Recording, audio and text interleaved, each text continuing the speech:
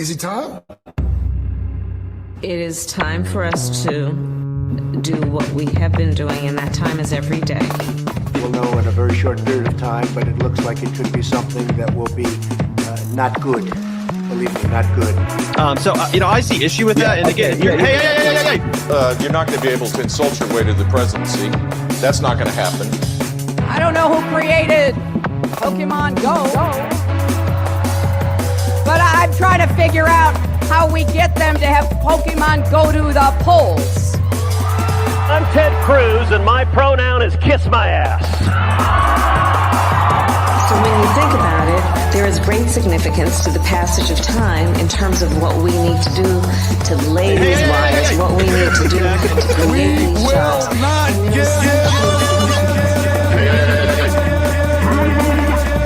America is a nation that can be defined in a single word. I was going to put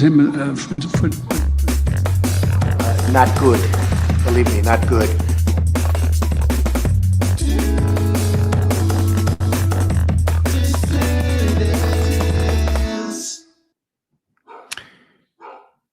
Hello, dissidents. Welcome one and all to a Thursday midday edition of the Do Dissidents podcast. Keaton Weiss here with Russell Dobular once again. Hello. How is everybody doing today? Appreciate you all very much for being here on this final show of the week for us. Thanks, everybody, for tuning in and being a part of it. Great Misty Winston show last night with Craig Ponce-Jardula. That was a fun one. We already put one of the clips up today on the Trump-Putin summit tomorrow. We're glad they previewed it so that we don't have to. You know, they saved us the job of there you go. Do that. So there you go. If I decided not to do it because I figure Sunday we'll be doing it. Yeah, Sunday we'll be doing it, and they previewed it pretty well. You know, that's a topic they're both really well versed in, and so yeah, that segment came out good. And there's plenty more we're going to clip from that show. So we hope you guys enjoyed it, who watched live, and everybody else, you'll be catching up on the clips. But please, everybody, smash that like button. Let's work the algorithm for the early show. Up over 500 in the YouTube chat to start things off. 272 over on Rumble. Appreciate you all being here very much. We begin the day with a New York story. Some folks like to get away. Yes. Yeah. That documentary is actually quite good. Oh, the Billy Joel documentary? I've watched it. It's 2 parts. I watched the first part. It was very good. So, yeah, New York. Some Democrats panicked over Mamdani. Obama called him. Now, this is a big shift for Obama because Obama's personal mission in life since 2016 has been to crush anyone to the left of Francisco Franco. Right. But he's not a dumb guy. He's not a dumb guy. He made some ill-advised decisions in the campaign, lecturing the brothers, that kind of thing. But he seems to have done some reflection. So, well, goddamn it, I'm going to have to get out ahead of this kind of thing, or they're going to start to redefine my legacy. Listen, Zorat, what the people are looking for is over-promising and under-delivering. That's really what they're looking for in a leader. If you start delivering, they're going to realize I was a lying scumbag. Right. Exactly. I promised the public option. I gave him Romney care. Guess what? Still got reelected in a landslide. They don't give a shit. I was young.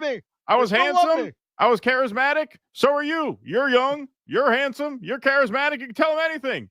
I know this rent freeze is on your list of things to do. Just tell them you can't do it because, so they made you fill the rent guidelines board with some corporate landlords, whatever. Just make up some bullshit. You'll get out of it. You're a good-looking guy. I was a good-looking guy back in my day. Back in my days, Zoran, I could have had any man in the world. I mean, any woman in the world. And that got me out of a lot. You'll be fine. Just whatever you do, don't do what you ran on. Whatever you do. We're gonna have to do a Blue Velvet parody where they throw Mamdani in the back of a car. Obama puts on the nitrous mask and says, "You're like me. You're just like me." Yeah, right. Exactly. Yeah.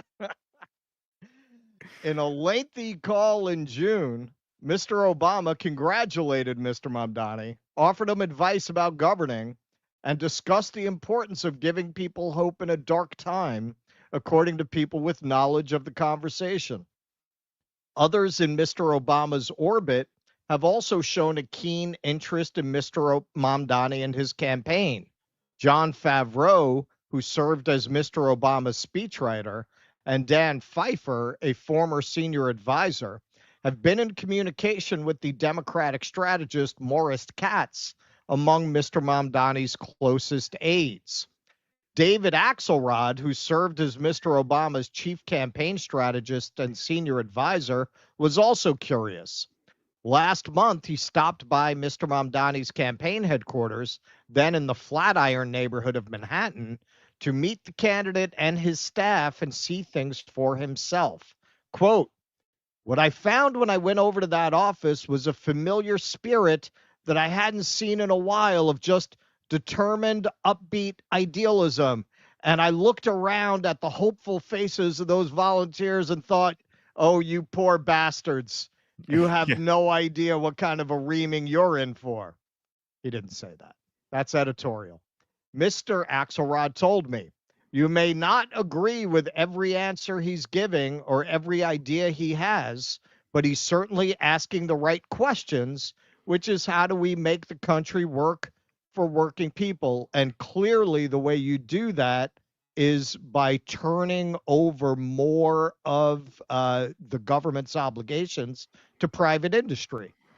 We call it neoliberalism." He said Mr. Mamdani's ability to inspire young Americans who feel economic uncertainty acutely, largely because of the policies of our administration, was critical and something the party at large needed to reckon with. Mr. Axelrod was introduced to Mr. Mamdani by Patrick Gaspard, another Obama insider. Mr. Gaspard, Mr. Obama's 2008 national political director and later the U.S. ambassador to South Africa, has been serving as an informal advisor to Mr. Mamdani. Mr. Axelrod said he found the reaction of much of New York's political establishment dispiriting and outdated. Quote, "Scare the hell out of people and maybe we can get them to vote for our deficient politics," he said, describing the approach with brutal efficiency. Quote, "That's not a politics I want to be associated with. That's not a politics I think prevails." Well, you know, it's pretty remarkable, pretty shameless, as you'd expect from this crew, for them to disown this political moment as if they were not the architects of it. There is absolutely no way, in my opinion, that if Obama had helped out the homeowners and jailed the bankers, I have very little doubt that Donald Trump would never have been the president. Oh, of course, That would never have happened. Here you have from ProPublica. This is from 2011, this article. They were already talking about it. Obama broke pledge to force banks to help homeowners. Candidate Obama pledged to support real change in bankruptcy laws to help foundering homeowners. But when it came time to fight for the measure, he didn't show up.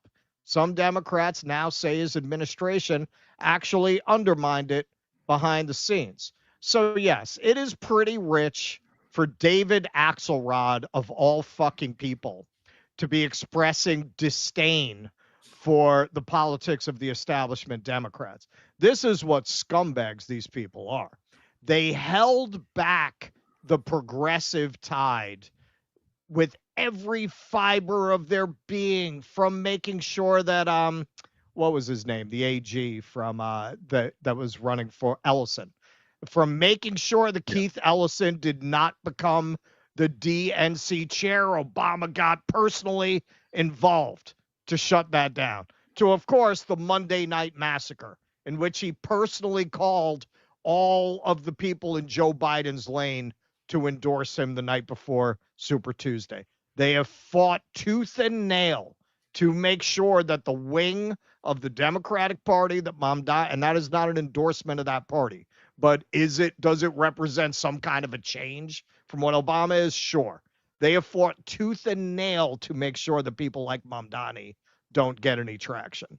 At this point, they have collectively decided, the best way to secure our legacy is to jump out in front of the parade and pretend this is a continuation of it, because generationally, because of demographic shifts, our people are dying. They're dying every day. Millions of people who voted for Barack Obama, who thought my politics made some kind of fucking sense, are dying. These kids are going to rewrite my legacy as the failure it is. Right? Yep. Oh, that's exactly what it is. They got to ingratiate themselves now, or face what I think, from what we know of Obama's narcissism, he's always known that if real progressives, real leftists ever get into power, his legacy is going to be tarnished. They're going to evaluate his legacy as what it is. One excuse after another for why he couldn't do what people wanted him to do. Right. Rather than to see now, finally, at the end, he can't hold back the tide anymore. It's an old saying in Africa. Can't beat him, join him. My father used to say that. Yeah. Now, Nathan Robinson hit it right on the head. That's exactly what he said.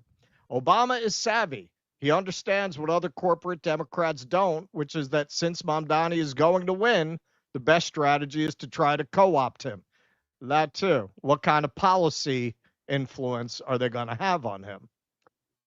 Theo Wald. Democrats think Mamdani has unlocked the Obama cheat code. A hip Muslim immigrant with deep family ties to Harvard puts out sleek videos and vapid messaging, making elite white swoon. We've seen this con before, and that's what a lot of people say about Mamdani. We have said that ourselves, although we're maybe a little more hopeful than that at the very least, because we know how the government works in New York, the rent freeze is a definite possibility, because that is within the power of the mayor, who appoints the people on the rent board who vote for leases. The rest of it, who knows? I think he'll probably give protesters an easier time than Adams and Cuomo. And that as well. Yeah. That as well. Yeah. But in terms of the overall critique, he's a DSA guy, and the DSA is really a sheepdog organization for the Democrats. What Shama says, that you're never really going to be able to take on power as long as you're a Democrat. Yeah, I agree with all that. But I think also to argue, well, it doesn't make a difference if you have him or you have Eric Adams. Eric Adams and Andrew Cuomo have both emphatically embraced the IHRA definition of anti-Semitism. That has some pretty profound implications for protests in New York City. Ashok Kumar. Mamdani doesn't need advice from Obama, a man who bombed 7 countries, armed Israel to the hilt, deported more people than any president before him, made the world so awful it paved the way for Trump, and then derailed Bernie to install a drooling genocider. No lies detected. Now, I want to just take a look for a second at the meeting Mamdani had last month with the Business Leaders Council. It's there are 100 members. Jamie Dimon came up with an excuse not to attend. He's been very hostile to the Mamdani campaign. But I will say at this meeting, according to people who were there, he didn't back off of his plans when confronted about them by the oligarch class. Zohar Mamdani sticks to socialist guns, tax the rich plan during highly anticipated sit-down with NYC big business leaders. The 90-minute meeting's temperature remained low, even as Mamdani was grilled about his remember this is the New York Post, about his communist-tinged and anti-Israel comments, including his refusal to condemn the globalize the Intifada rallying cry, one attendee told the Post. Asked about his intent to lean on the ultra-wealthy and corporations, Mamdani told the executives that taxes had been raised on those groups in the past without it resulting in an exodus of high earners from the Big Apple, the source said. Quote, he didn't back away from any policy position, though he did so in a non-confrontational manner, the attendee dished. It shows he's a good politician. He was very confident. The slick Mamdani also distanced himself from his past use of the phrase seizing the means of production, a Marxist concept, but in a roundabout way, chalking it up to a rookie mistake, another big business bigwig in attendance said. It was very frustrating, the source said. So this is Liz Hoffman, a financial writer, her assessment of this meeting. Tough meeting for Mamdani with the Partnership for New York CEOs today, I'm told. Stood his ground on intifada language and wouldn't commit to keeping NYPD Commissioner Tisch, whom this crowd likes, in the job. Also did not recognize her father, Jim Tisch, when he rose for a question. Now, this gives you an idea of the class perspective of these journalists. Oh my God, a lot of them talked about he didn't recognize Jim Tisch. This is a very old money New York family. For the people who would be voting for Mamdani, that speaks very well of him that he did not recognize. Yeah, who the hell cares? Who cares? Oh, he didn't recognize Jim Tisch. Oh dear. Don't you know the whole School of the Arts at NYU is named for the family? I wouldn't know Jim Tisch from a hole in the ground, and I'm perfectly satisfied with that. So this is some of the responses, which just shows you how out of tune they are with the pulse of the public. These journalists are. Sounds like a tough meeting for the CEOs and not Mamdani. Humans person, quote, tough meeting for Mamdani. He went into a room of billionaires and gave no ground, just like he said he would. And from Ashley, why is he being asked to condemn something he never said? Is it because he is brown and Muslim? So I wanted to include that to be fair. I don't just want to say, he's talking to Obama's people, the fix is in. They certainly think so. And that's certainly their intention. Is their intention to co-opt him, to subvert him in policy terms, and to use him to preserve their own brand? They can see the tide is turning in this direction, and they want to manage the narrative in such a way that Mamdani is perceived not as a repudiation of the Obama legacy, but a continuation and fulfillment of it. Is that what they want out of that relationship? And also to serve their own wealthy interests by subverting his policies. They want to make him an Obama mini-me. Absolutely. Who is Mamdani? Was doing what he did in that meeting, just being slick and evasive because he knew it was going to be reported on? And is he savvy enough to realize that's what his base wants to hear, that he didn't back down? And is he then going to back down once he wins? We don't know yet. We don't know yet. All we can say at this time is that when he was put in that situation, he didn't seem to give them what they wanted. He didn't seem to tell them what they wanted to hear. That's not necessarily an indication of what he'll do in office, but I think it would be unfair not to mention it. What does he want out of this? Hey, man, this is what we've talked about with Shama. He's running as a Democrat. In the end, you're running as a Democrat. Yeah, you're going to play politics with the Democratic interest groups. That's part of why we will not endorse the campaign of anyone running as a Democrat. We will not get involved. We will not encourage people to get involved because we know it involves devil's bargains like this. In the end, he's taking pictures with Richie Torres, but you got to say, well, he's running as a Democrat. What's he going to do? Say, fuck you, I'm not taking a picture with the Democratic congressman here? Hakeem Jeffries, man. Brooklyn went for Mamdani by 20 points. Hakeem Jeffries still won't endorse him. Does that mean Mamdani's not going to throw his arms around him if he finally decides it's in his political interest to endorse him, in spite of the fact that there are a few politicians in New York that have been more in the pocket of the industries that Mamdani claims he's going to fight and rein in than Hakeem Jeffries has been? Does that mean he's not going to give him that cover? And if he does endorse Mamdani, that's going to be the reason. Yeah, sure he will. That's why we don't endorse Democrats here. But in terms of assessing what he's trying to do, we don't know. We don't know. We have to see what he will do with power. You could read it either as he's playing his supporters or he's playing the Democrats and the business community. Now, is the latter the way to bet based on our experience, based on history? No, but we shall see.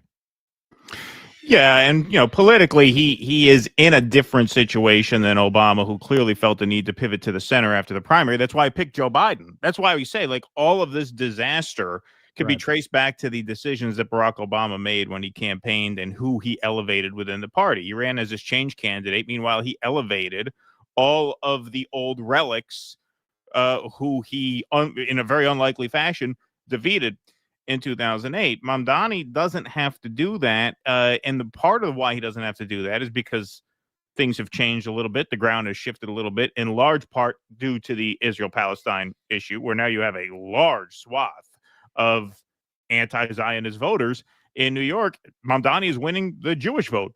But you also have a 4-candidate race, which helps him tremendously. Yes. Because that means he doesn't really have to fish in other ponds, because he's got these 3 jackasses splitting all the rest of the vote.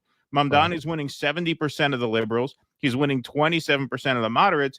He's winning 23% of the conservatives. He's polling ahead of Cuomo with conservatives. Sliwa's polling at 40 with conservatives, Mamdani at 23, Cuomo at 18. That's a lot of the COVID stuff, which we've talked about, right? Like, Cuomo is just a third rail for Republicans.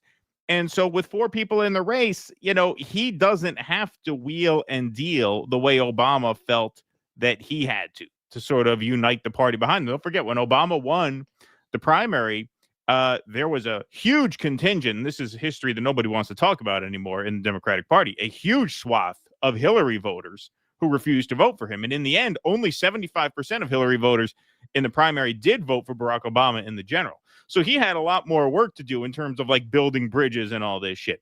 Mamdani is much better equipped to just stand his ground, at least for the campaign season, because there's 4 people in the race. And you got these 3 assholes who, if they really want to beat him, at least one of them would have to drop out. Probably 2 of them would have to drop out, but at least one of them. At least one of them. You can't have Cuomo, Adams, Sliwa, Mamdani and think that the Democrat in the race is not going to come out on top. It's New York City.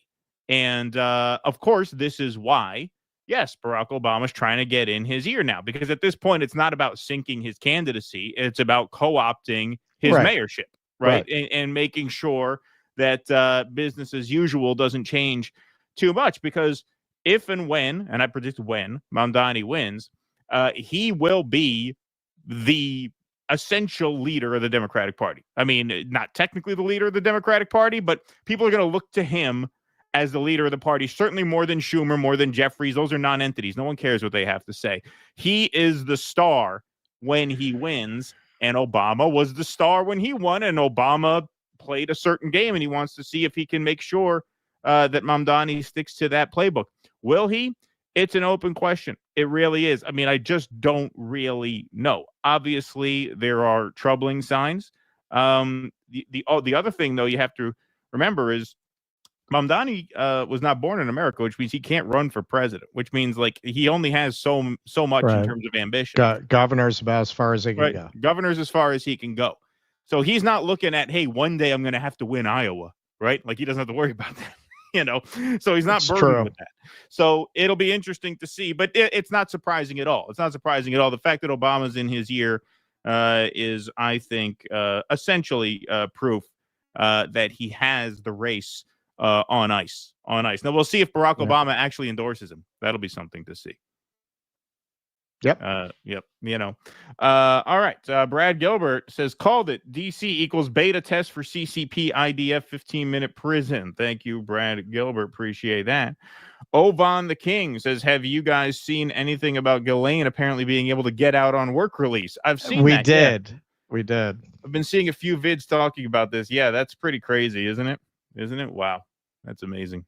We should have done that, actually. I forgot about it. Good call, though. Dedamod says, I moved to Tucson to beat inflation. I get down here, my representative, Raul M. Grijalva, died in March. Did he die? Who died then? So it was, I guess, it was him. It was the guy who beat AOC for the chairmanship spot or whatever that was, and then there was one other who died. Right? Didn't 3 of them die?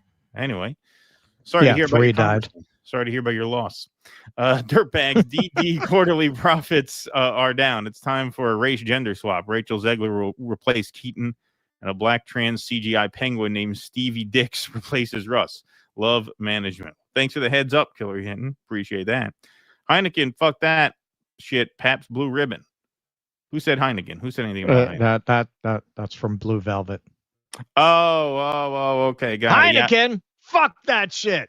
Pabst Blue Ribbon. Yeah, I don't know Blue Velvet that much, actually. I only saw it. I don't think I only saw one.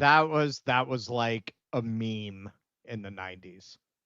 Yeah, I understand that movie. I mean, that's a cult classic, but I only saw it, I think, one time. We got 1,200 strong in the YouTube chat. We got 457 strong over on Rumble. Thanks, everybody, for being here today. Quick game break for a word from one of our dissident sponsors here. This is an album called A Bard and a Guitar, and it's by an artist called it's an album called Dogmatics by the artist A Bard and a Guitar. Sorry, I switched that up. So Dogmatics is a musical retelling of the Jonah fable in a modern-day setting. It's a satirical album that follows a bard and a guitar tasked by God to help the people of a city whose politics he can't stand. Featuring reinterpretations of All the Girls Go Crazy, No Irish Need Apply, and Love Me, I'm a Liberal, the Phil Oakes classic. You can find it on most streaming platforms by searching for Dogmatics by A Bard and a Guitar, or you can follow the link dodissidents.com/bard, and that takes you to a link to all of his socials. So please do check that out when you get a chance. dodissidents.com/bard. Okay, we are going to move right on along here, everybody. Of course, Donald Trump's takeover of Washington, D.C. Has been in the news lately, but he faced some tough questioning about this at a recent press conference. Here's Benny Johnson posing with Press Secretary Carolyn Leavitt. I swear we didn't plan on matching today. Ha, ha, ha, ha, ha. How funny. How funny is that? Well, he got the first question of the day from the alt media wing now. So, they did this thing where they were inviting podcasters into the White House press conference. Notice we did not get our invitation. The podcast got lost in the mail. Yeah, they mean Tim Pool, Benny Johnson, right? Paid influencers is who they mean. So they're going to go first to the paid influencer section of the room for the first question of the day about Donald Trump's D.C. takeover. We'll start with our new media seat, who is our podcast host today, Benny Johnson. Benny, why don't you kick us off, and thanks for being here. Thank you, Caroline. As a D.C. resident of 15 years, I lived on Capitol Hill. I witnessed so many muggings and so much theft. I lost track. I was carjacked. I have murders on my Ring camera and mass shootings. I witnessed a woman on my block get held up at gunpoint for $20, and my house was set ablaze in an arson with my infant child inside. And so to any reporter that says and lies that D.C. is a safe place to live and work, let me just say this. Thank you. I was arrested outside of Glory Hole, even though I explained I was just doing research. Yeah, right. Exactly. Yeah. Thank you for making the city safe, because no parent should have to go through what my family went through, having the fire department rip open their door to save their infant child. Wow, what a hard-hitting journalist this guy is. Thank you for keeping the city safe. Thank you for your work on securing this city. My question to you is this. Nancy Pelosi has attacked the president for deploying the National Guard to the city, saying that it is to cover for his incompetence. Hillary Clinton has also attacked the president for securing the city of Washington, D.C. I'd like to get your response to Nancy Pelosi and Hillary Clinton. Sure. So my question is Nancy Pelosi a gin-sodden whore who should shut her bitch mouth? Yeah, that was quite a hard-hitting question. I don't know how she's going to handle that one. Quite a question, yeah. Well, first of all, is there a reason she's dressing as Wednesday Addams? Is it because the second season dropped? That's right. She hasn't been wearing her cross lately. That's what they say. That's what they say. Ever since she had to start lying about the Epstein files, I guess she's afraid smoke will start coming off her chest. Yeah, exactly. for securing the city of Washington, D.C. I'd like to get your response to Nancy Pelosi and Hillary. Sure. Well, first of all, Benny, I'm so sorry that happened to you and your family. There have been, unfortunately, far too many victims of crime in this city, and I know the majority of residents in the District of Columbia agree with you. In fact, a new poll from the Washington Post I was reading this morning, this was released in May of 2024, so it's quite funny how many of you in the media agreed with what the president was saying yesterday, but now once the president says it, many of you are disagreeing with him. But this poll released by the Washington Post found that 65% of district residents think crime is an extremely serious or a very serious problem, and this was up from 56% last year. So the Okay, well, notice she did not cite any crime statistics. She cited people's feelings about crime. Yeah. Now, we said in our last segment, I don't mean to dismiss people's feelings about crime. I think you should take people's feelings about crime very seriously. As we know, based on our last segment, crime is actually at a 30-year low in D.C., significantly down from the post-pandemic years, 2022 and 2023. One possible explanation for why people might be more concerned with crime now than they were a few years ago. I mean, how do you know? How do you know? You're talking about measuring people's attitudes year to year, a 10% increase. What you can see is that the numbers are, in fact, trending down. And notice she had no actual stats to back her up. And there's a lot you could do to stop crime. There's a lot you could do about crime short of commandeering the police department by sending National Guard troops in to do traffic stops and patrolling streets in places like Georgetown, which we'll see a little bit later. But Benny Johnson did tweet out a couple days before this some security camera footage from outside his house. So he says, my security camera will show you what life was like for a family living in D.C. Here's a mass shooting and murder in my front lawn. Now, it's not really clear what we're looking at on the video. It does seem to be a gunshot. We can't show that on YouTube, obviously. And then there is a fire at his house, smoke coming out of one of the windows. You can see that in the screenshot there. So here's a mass shooting and murder in my front lawn, followed by my house being set on fire with my wife and infant child inside. These are regular occurrences for D.C. residents. I live just a few blocks from the U.S. Capitol. There were open drug deals and arms deals constantly outside my house. My family was threatened on a near daily basis. Racist epithets were hurled at my wife and infant children.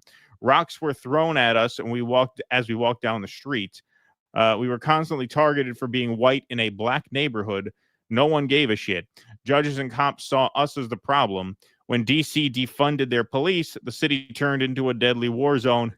Every resident was terrorized. D.C. is a failed state. D.C. home rule is a mistake. So that was the Home Rule Act of 1973, coming out of the civil rights protests and the MLK riots, meaning the riots in response to the assassination of Martin Luther King.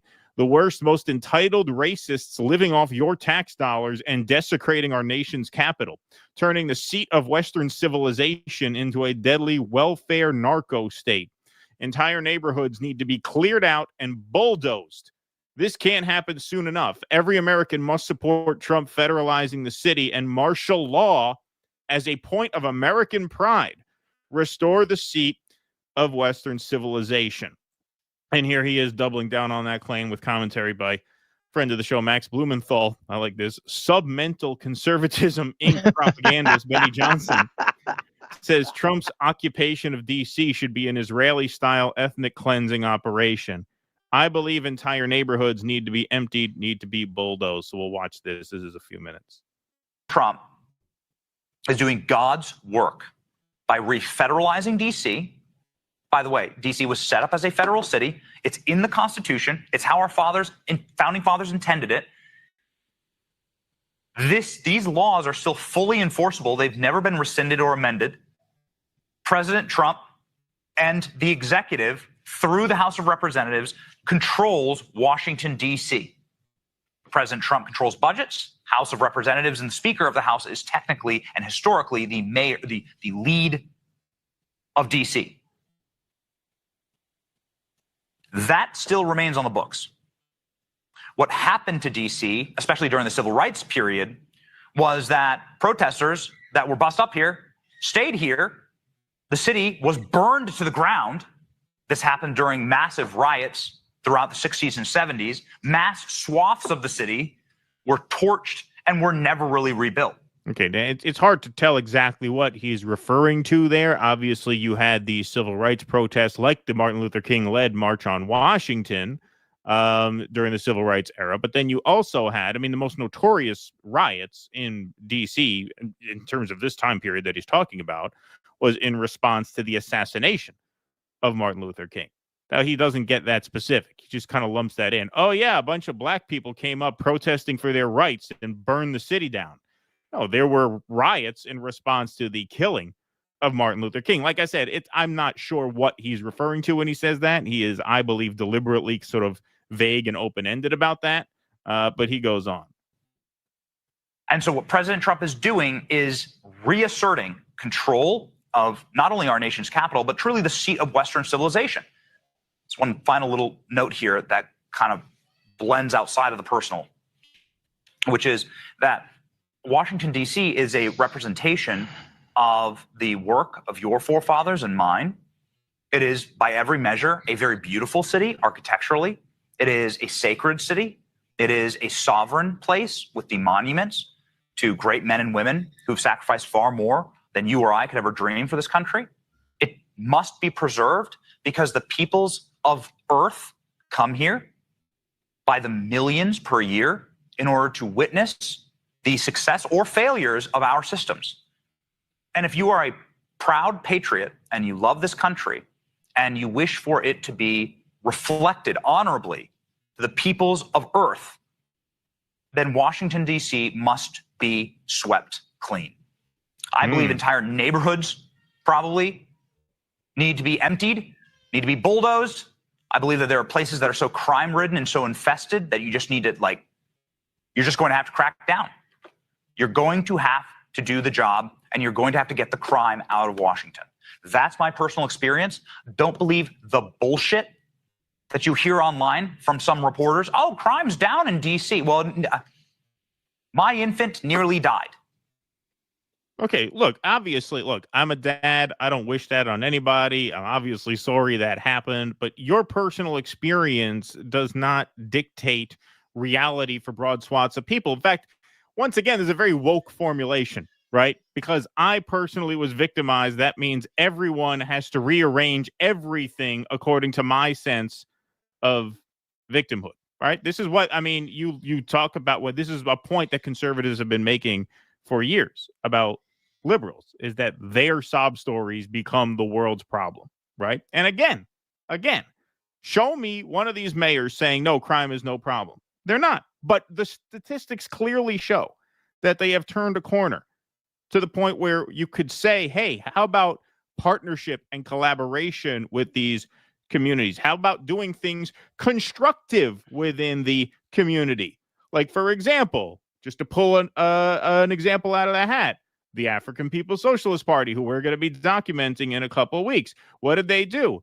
They're building bakeries. They built a basketball court so that kids have something to do with their time, right? That is productive and healthy and social, right? You could do those things. No, he says, let's bulldoze the neighborhoods. let's just tear the community down. In a drug fire, after mass shootings. So no, DC is not safe. And I can tell you this as a matter of fact, it is one of the worst, most racist narco states and welfare states imaginable. In that neighborhood that I would walk every single day, racial epithets were screamed at us, rocks were thrown at us because we were white people. This city is a sunken place. It is an unsafe place. I mean, if that's what happens to me, imagine what happens to somebody who's visiting here from a foreign country. Right? It's totally and wholly unsafe and a scar on the face of our country. So let's tear it all down. So these are responses to Max's tweet. Atrocities committed abroad will eventually be committed at home. Yes. What do they call that? The imperial boomerang, right? Yep. Paulina Plaza said Palantir's Project Lavender was their tryout in Gaza. Face recognition AI is already being used by the State Department.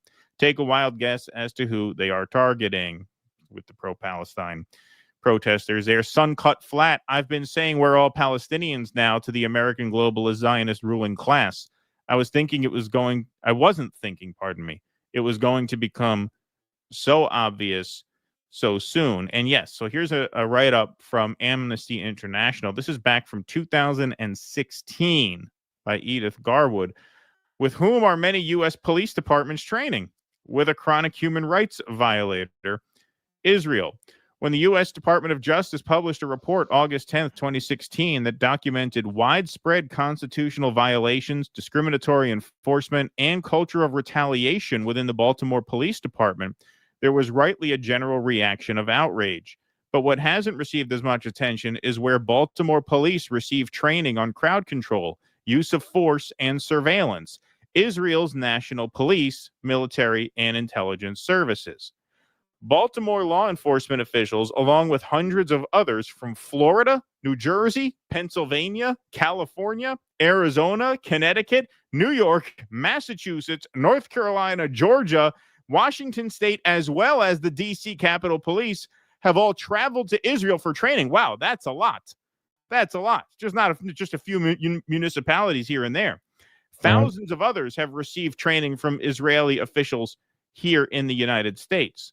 Many of these trips are taxpayer funded, while others are privately funded.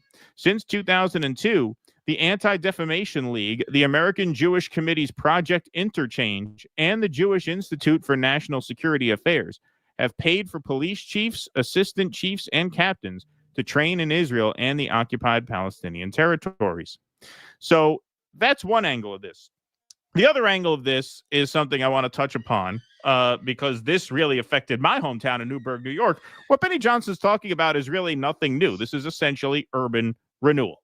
That is essentially what this is. That's what he's talking about. He's talking about destroying large swaths of a city in order to essentially resegregate the area. So let's take a look at this.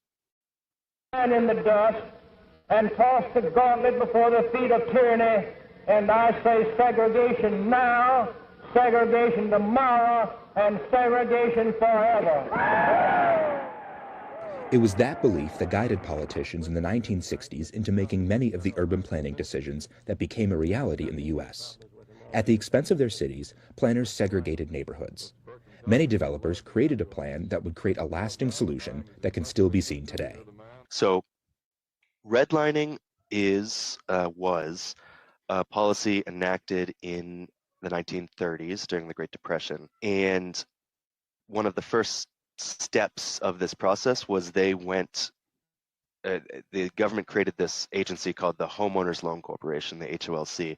And the HOLC went city by city, every single city in the United States, and graded each neighborhood for investment worthiness based on race. Based primarily on race, A being best, D being worst. And basically in those D zones, the government would invest less in public services, things like sewer maintenance, firefighting. And in addition, banks were directed not to loan to people in those areas that received the lowest grades. And they specifically deprioritized neighborhoods that did not have white, or neighborhoods that were non-white. Over time, the neighborhoods that local governments had chosen to divest in had lower property values and were able to be bought up by local governments to supposedly clean up the areas, often with little to no input from the people that still lived there. The highways have the added benefit of being able to physically make that connection to the suburbs better.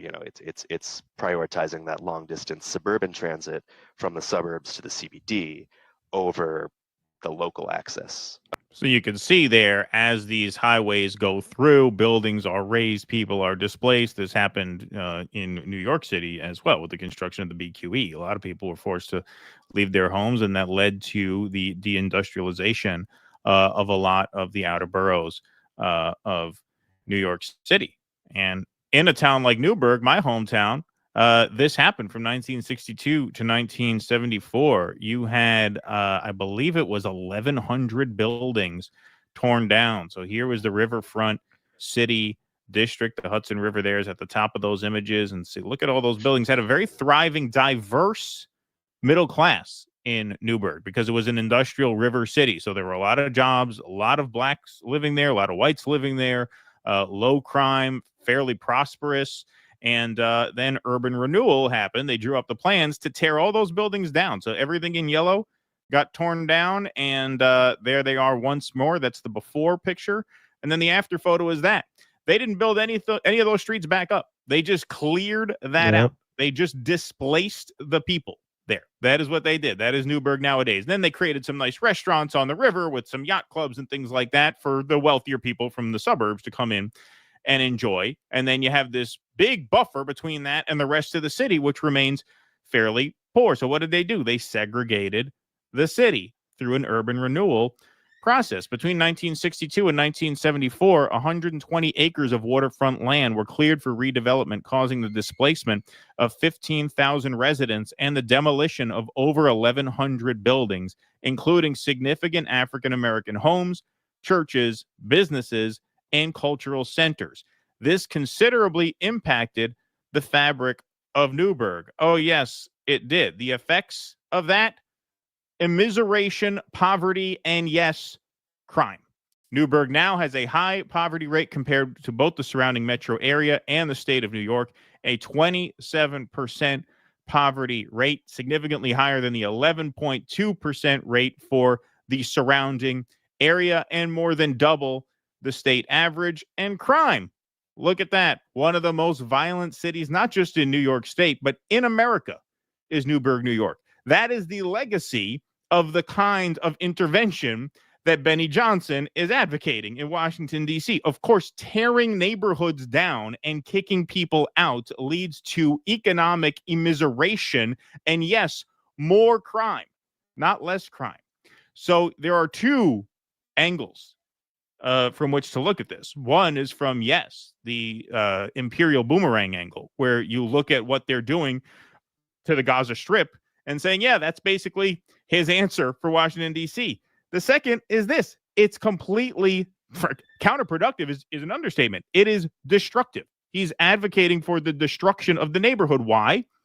Because he had a bad experience in a high crime area of Washington, D.C. And as someone who lived in Newburgh, I can tell you it's a very common for mostly, I will say, white people who live in these inner city areas to become very bitter about what they see around them and blame the racial outgroup. And they tend to adopt pretty reactionary politics and pretty reactionary attitudes. And I know in my hometown, there's kind of a misunderstanding that urban renewal destroyed the white areas so that black people could have public housing built for them, because there were a few public housing units built in that strip of blocks that was completely gutted. But the reality is not that. The reality is, at least my hometown was a very diverse city all along. And you had a thriving black middle class that was kicked out of Newburgh, and the economy was decimated.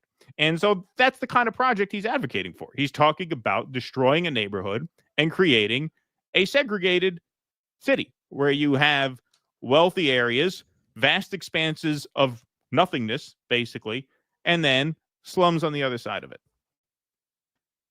Well, for one thing, Benny should probably consider that it might not be that the black people around him were racist. They might have just been homophobic. That might be why they were, so mean to him. But I have lived in Harlem for over 18 years, without incident, without problems. So this is one thing that underlies a lot of these narratives. They can't come out and say that, not these days, but it's right there in the subtext. Yeah, those black neighborhoods. Yeah, Well, of course. I mean, yeah. I'm not, some 6'6" guy, right? With nobody's gonna mess with. I've never had a problem here, man. I didn't just move in. I've been here almost 2 decades. I've never had a problem. So I'm not going to say, look, New York gets that reputation because it's a media center. So New York gets overcovered in the news. It's overrepresented in the news. One of the things that really blew my mind the first time I drove cross country was finding out how much more dangerous a lot of other places are. Oh, yeah. That's when New York was really considered dangerous. And I found out it was actually pretty mild compared to South Central Los Angeles, South Side of Chicago. Like, I had never seen places that were that crime ridden and that impoverished. I'd never seen it. But I watched the same TV everybody else did. I even though I'm from here, I figured, well, you know, New York must be the most dangerous. That's what the TV tells me. And then I saw, no, they just don't talk about East St. Louis. Nobody does a crime show set in East St. Louis, so nobody's aware of it. All that to say, I'm not going to say, well, because Harlem's not like that, there's no place that's like that. But you know what? If you travel around the country, it's not about race, obviously. It's about poverty, man. They're white trash areas that have very similar problems. These are problems of poverty. These are problems that come with poverty. If you're a fucking fascist and you need to sell people on your fascist project, you cannot get into those nuances. You cannot get into why things are like this, because what defines you as a fascist is that you speak about problems in the society entirely from a perspective of punishment and the use of force to address them, with absolutely no concept of solidarity, of reaching out to actually help people. It's all about these people are this way because they're this way. Because they're this way. We don't have to talk about it. We have to tear down these neighborhoods. We have to fix it. And all of that is to trap your mind so that you, without really thinking it through, poor and working class white person, are going to support the construction of this fascist regime that in the end doesn't actually care any more about you than it does about these people. And you'll find that out very quickly when all of these wonderful jobs don't materialize from these deportations and from these tariffs, and you start speaking out about it. And now they got the low-hanging fruit out of the way. They got the brown immigrants out of the way. Now they went after the homeless people to justify all these prisons that they built to lock up the immigrants. They're done with the immigrants. Now they lock up the homeless people. Who do you think they're going to turn to next? All the dissidents, all the political dissidents. And you might be one of them when you find out that these factories are going to be automated, even if they get built, even if they do build them. So what do you think they're going to do to you? You think they're spending billions of dollars building a national police force and expanding the carceral state to just let it all fall to the wayside when they get rid of the immigrants? Now it's the military industrial complex, right? Once they had established those industries, then they needed war. So we've been at war all the time. Once they build that police force, once you have people who are lining their pockets, whose incomes, whose livelihoods depend on this enormous national police force, they're not going to disband it. Now they got to find things for them to do. What they're going to do is send them after you. Yeah, absolutely. Absolutely. And that is a lot of what this DC experiment is a test case for. Right. It's not a response to crime. The numbers are what they are. All right. We've shown them to you. This is what Max said. He put another tweet out because he tweeted that big AI video, the simulation of MAGA becoming disaffected and coming for the government. And he said, I predict that, Trump will try to incite some sort of, if not a full-on race war, he will appeal to racial paranoia in order to bring his base to heel, which is his only play. And it's their only play at this point. Crime and punishment is their only play. It's the only thing they have left. It's the only thing. And even that is undermined by their spiking of the Epstein case. But that's all they have. Wait until these states like Mississippi and Arkansas and Alabama lose all their rural hospitals overnight. Yep.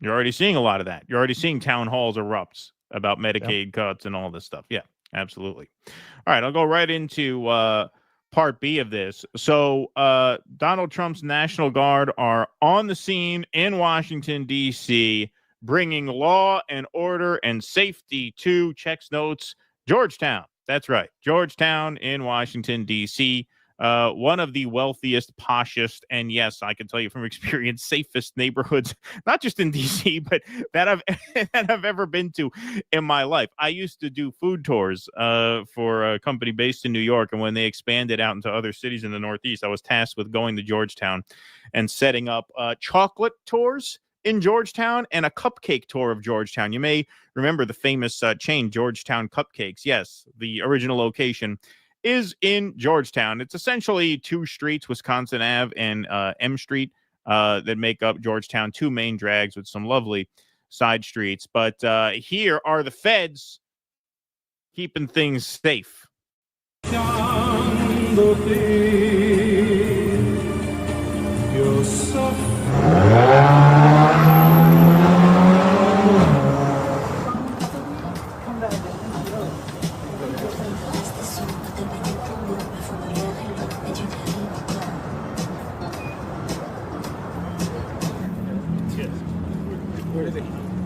Tough beat.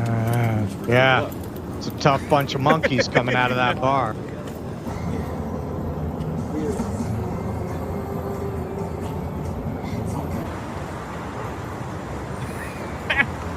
She's watching him go by.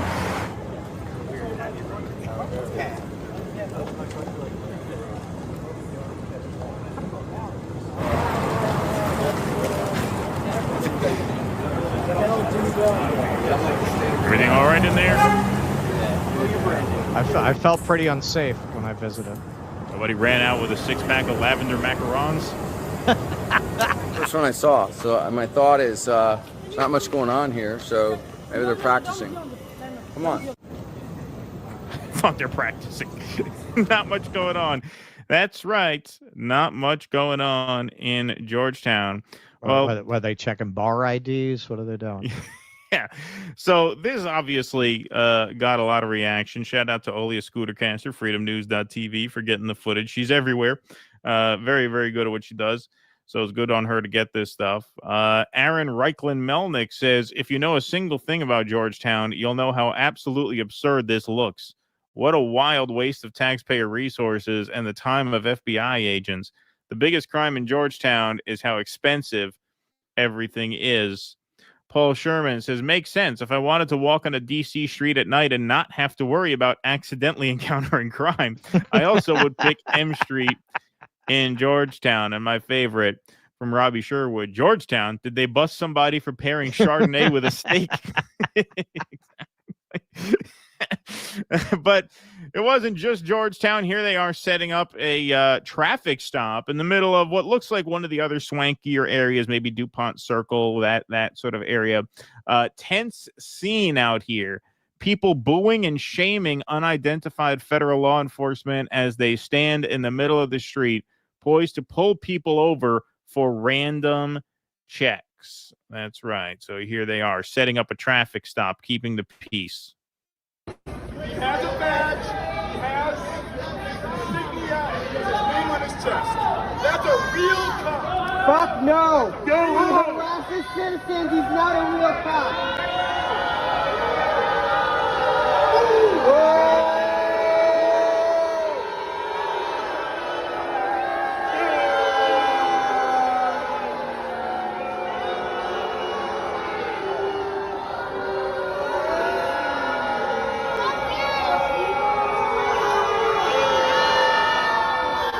And when they decide to leave,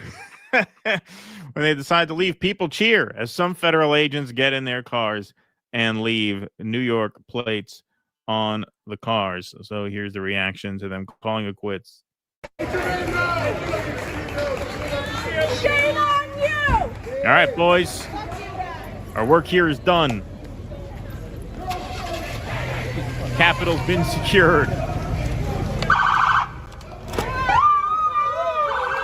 Meet you at Tim Hortons.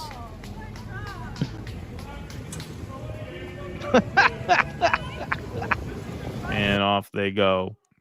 Now, you know who, was making fun of the people for protesting that was libs of TikTok here.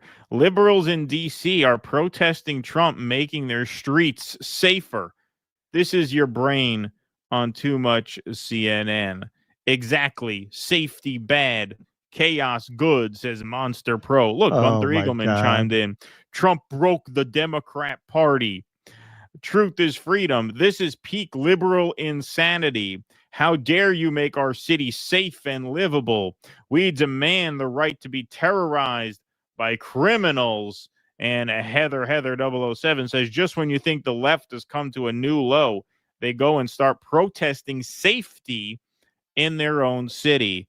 A bottoming out truly doesn't exist for the left. Okay, I want you to tell me this is not the exact mirror image of the liberals that they mock for patrolling people in the name of safety, right? Yep. Oh, you have to wear a mask to keep everyone around you safe, and if you don't, you're a danger to society, and we should all be afraid of the unmasked people. Well, here you have the feds setting up a random traffic stop in the middle of the street in a perfectly safe neighborhood, a perfectly safe night, people out and about. The police just come around and harass people for fucking no reason at all, obviously.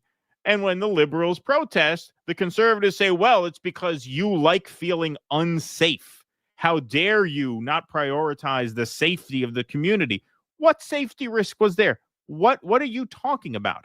What are you talking about? This is what I mean. Like, they are the exact personality type of the libs, just with different political priorities. Like, this cohort, are just every bit as cultish and every bit as neurotic, really. I mean, look, and like I said, I grew up in Newburgh. It was a high crime rate. People lived with this. It's something people take seriously and are concerned about. I totally understand that. I'm not discounting people's legitimate concerns about crime, but to have it consume you to the point where this is your main focus all day, every day, and this is MAGA's main focus now. I mean, 90% of messaging out of MAGA has been, we have to lock these people up, and these people up because they're a risk to your safety. Like, to be so consumed with fear and paranoia that the second you step out your door, you're going to get jumped by someone who either shouldn't be here or is a different color than you. I mean, they are just such scared little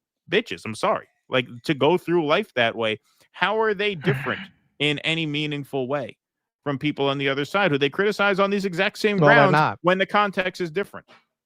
Well, they're not. We're going to see that in the next segment with Michaels there.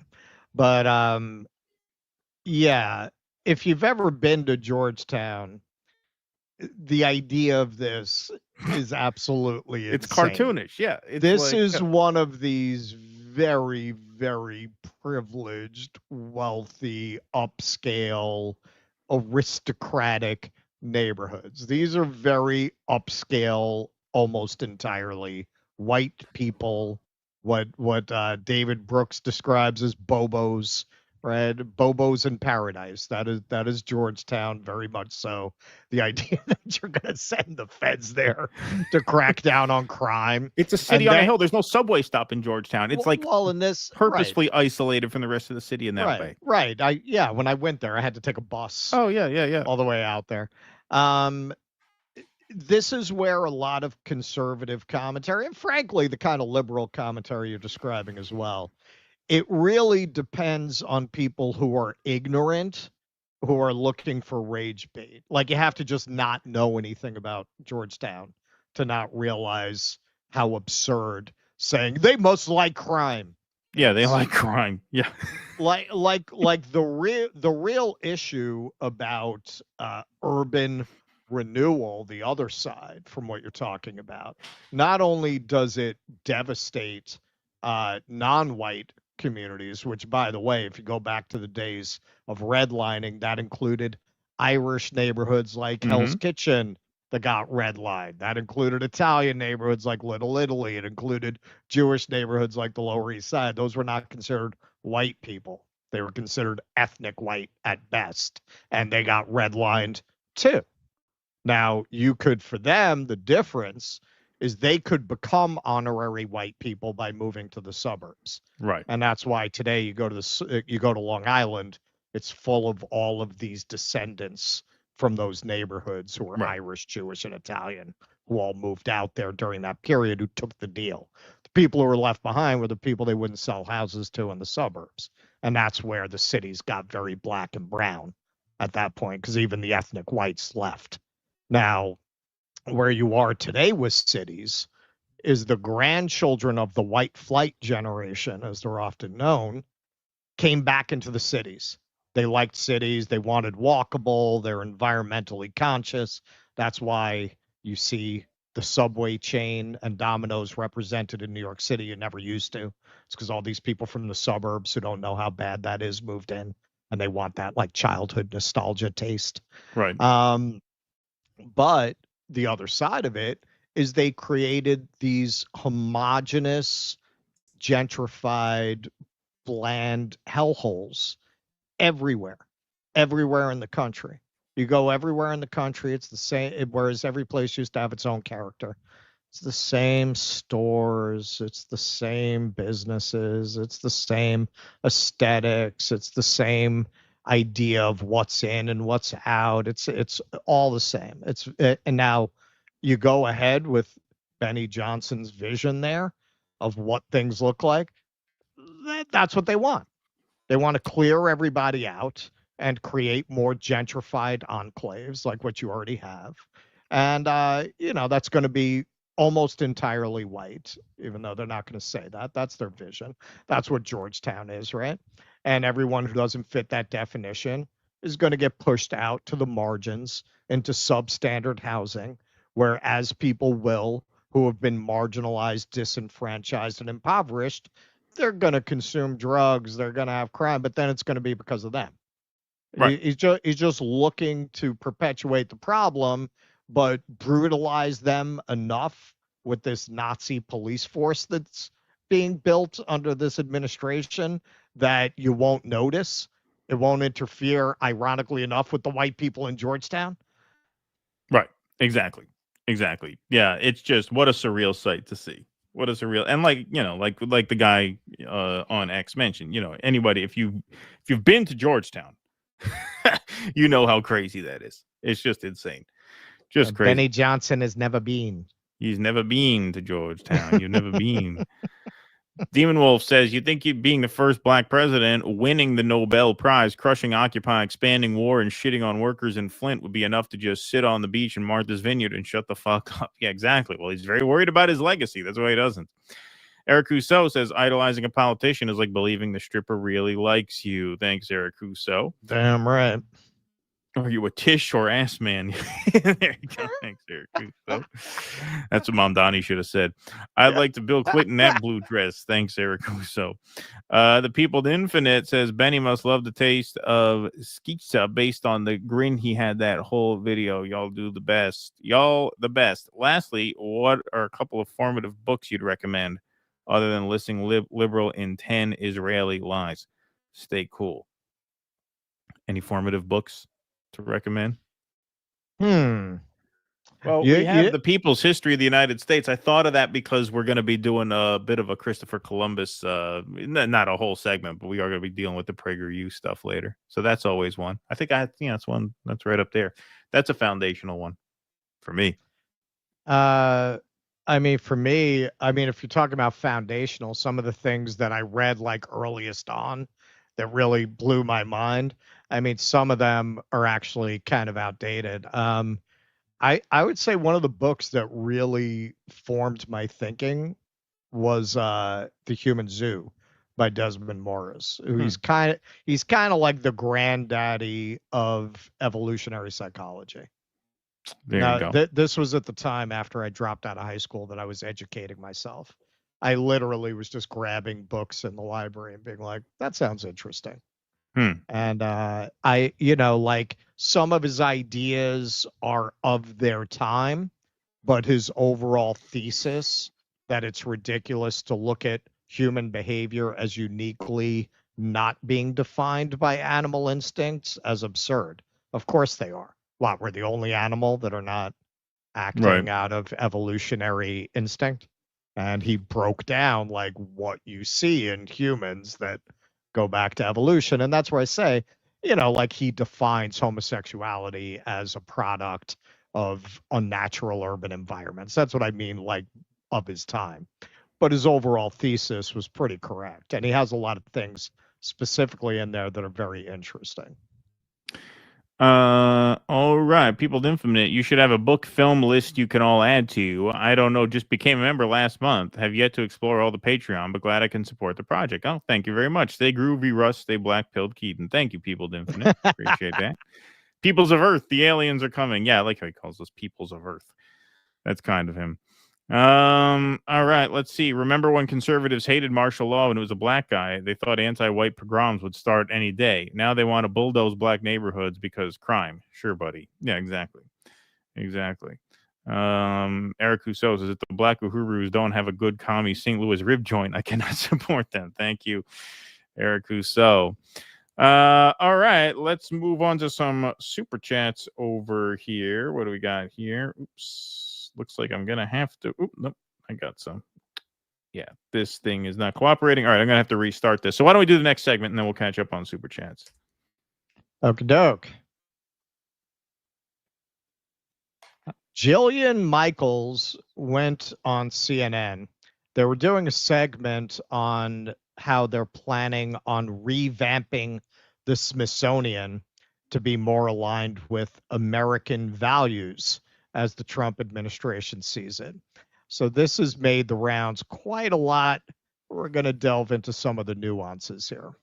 Smithsonian, he's effectively now has some random person has gone into the Smithsonian. He's effectively now has some random person deciding what is appropriate for the Smithsonian to teach in terms of American history, things that don't offend parts of the MAGA base, right? So we're now literally reviewing parts of American history and parts of American culture to make sure it comports with Dear Leader and what the MAGA Can we address wants. some of those things that are in there? Because have you looked at some of the things that are being reviewed? Yeah, slavery was a bad thing that was to talk about. Okay. Like, he's not whitewashing slavery. So he's not? He's not. No, okay. he's not.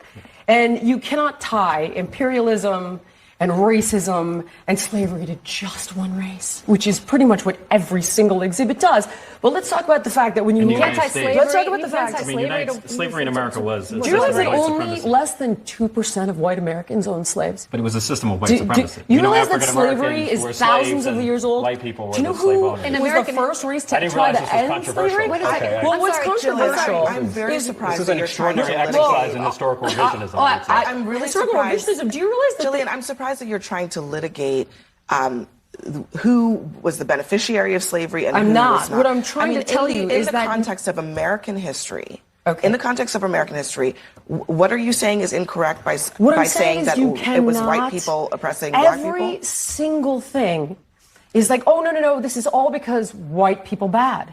And that's just not the truth. Like, for example, every single exhibit, I have a list of every single one. Like, people migrated from Cuba because white people bad.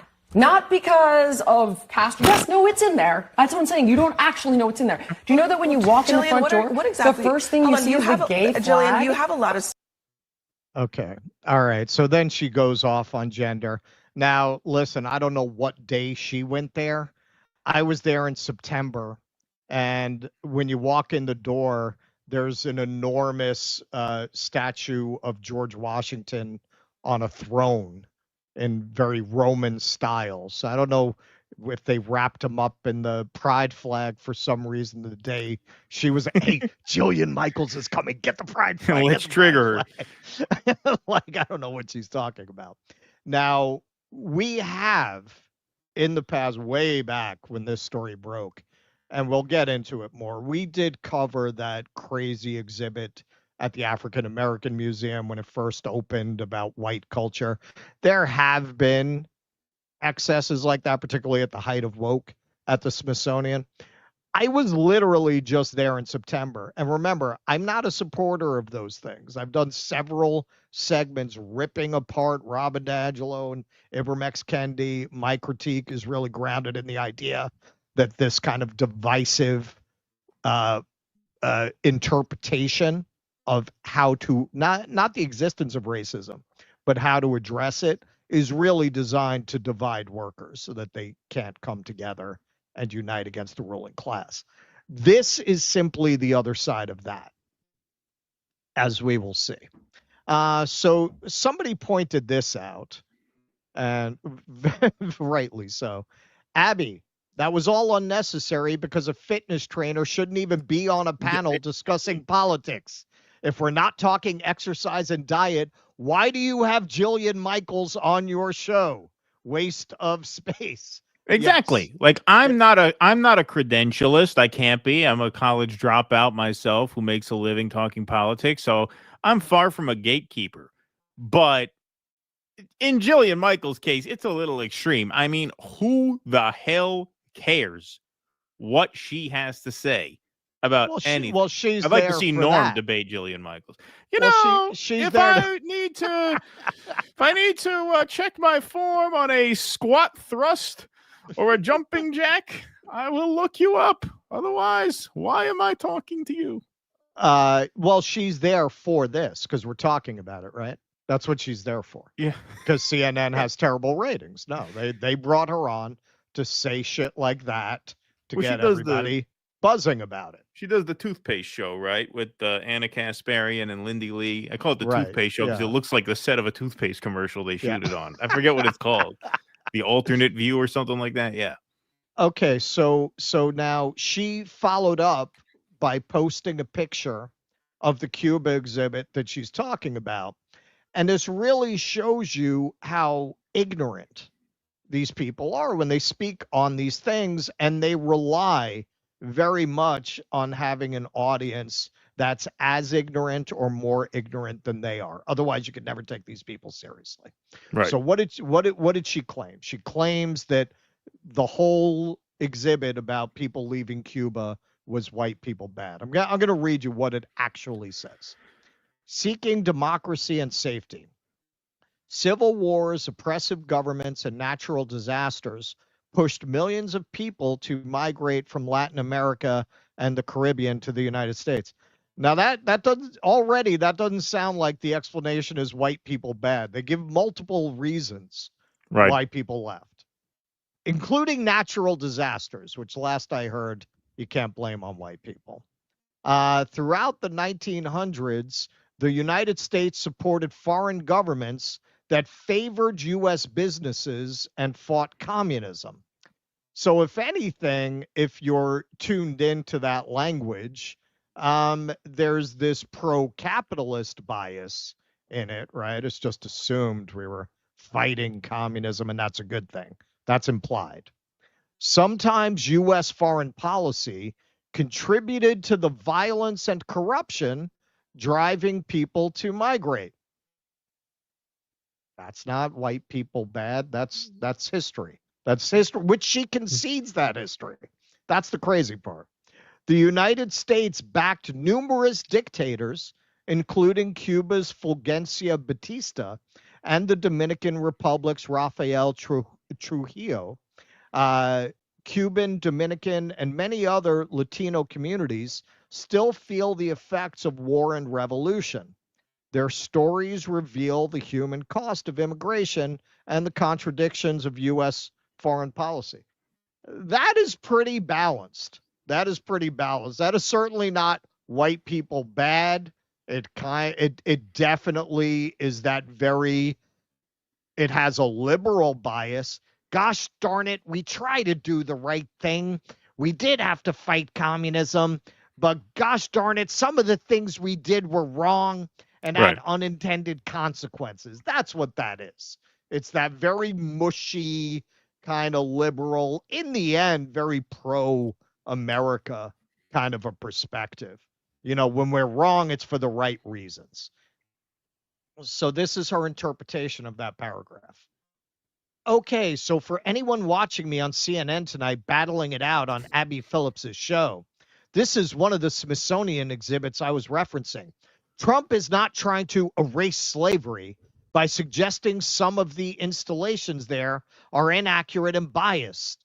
Notice how it omits the central fact that Cubans fled Castro's communist regime instead of framing the crisis solely as the result of U.S. support for dictators, a misleading oversimplification. It didn't. Right at the top, it gave multiple explanations for why people left.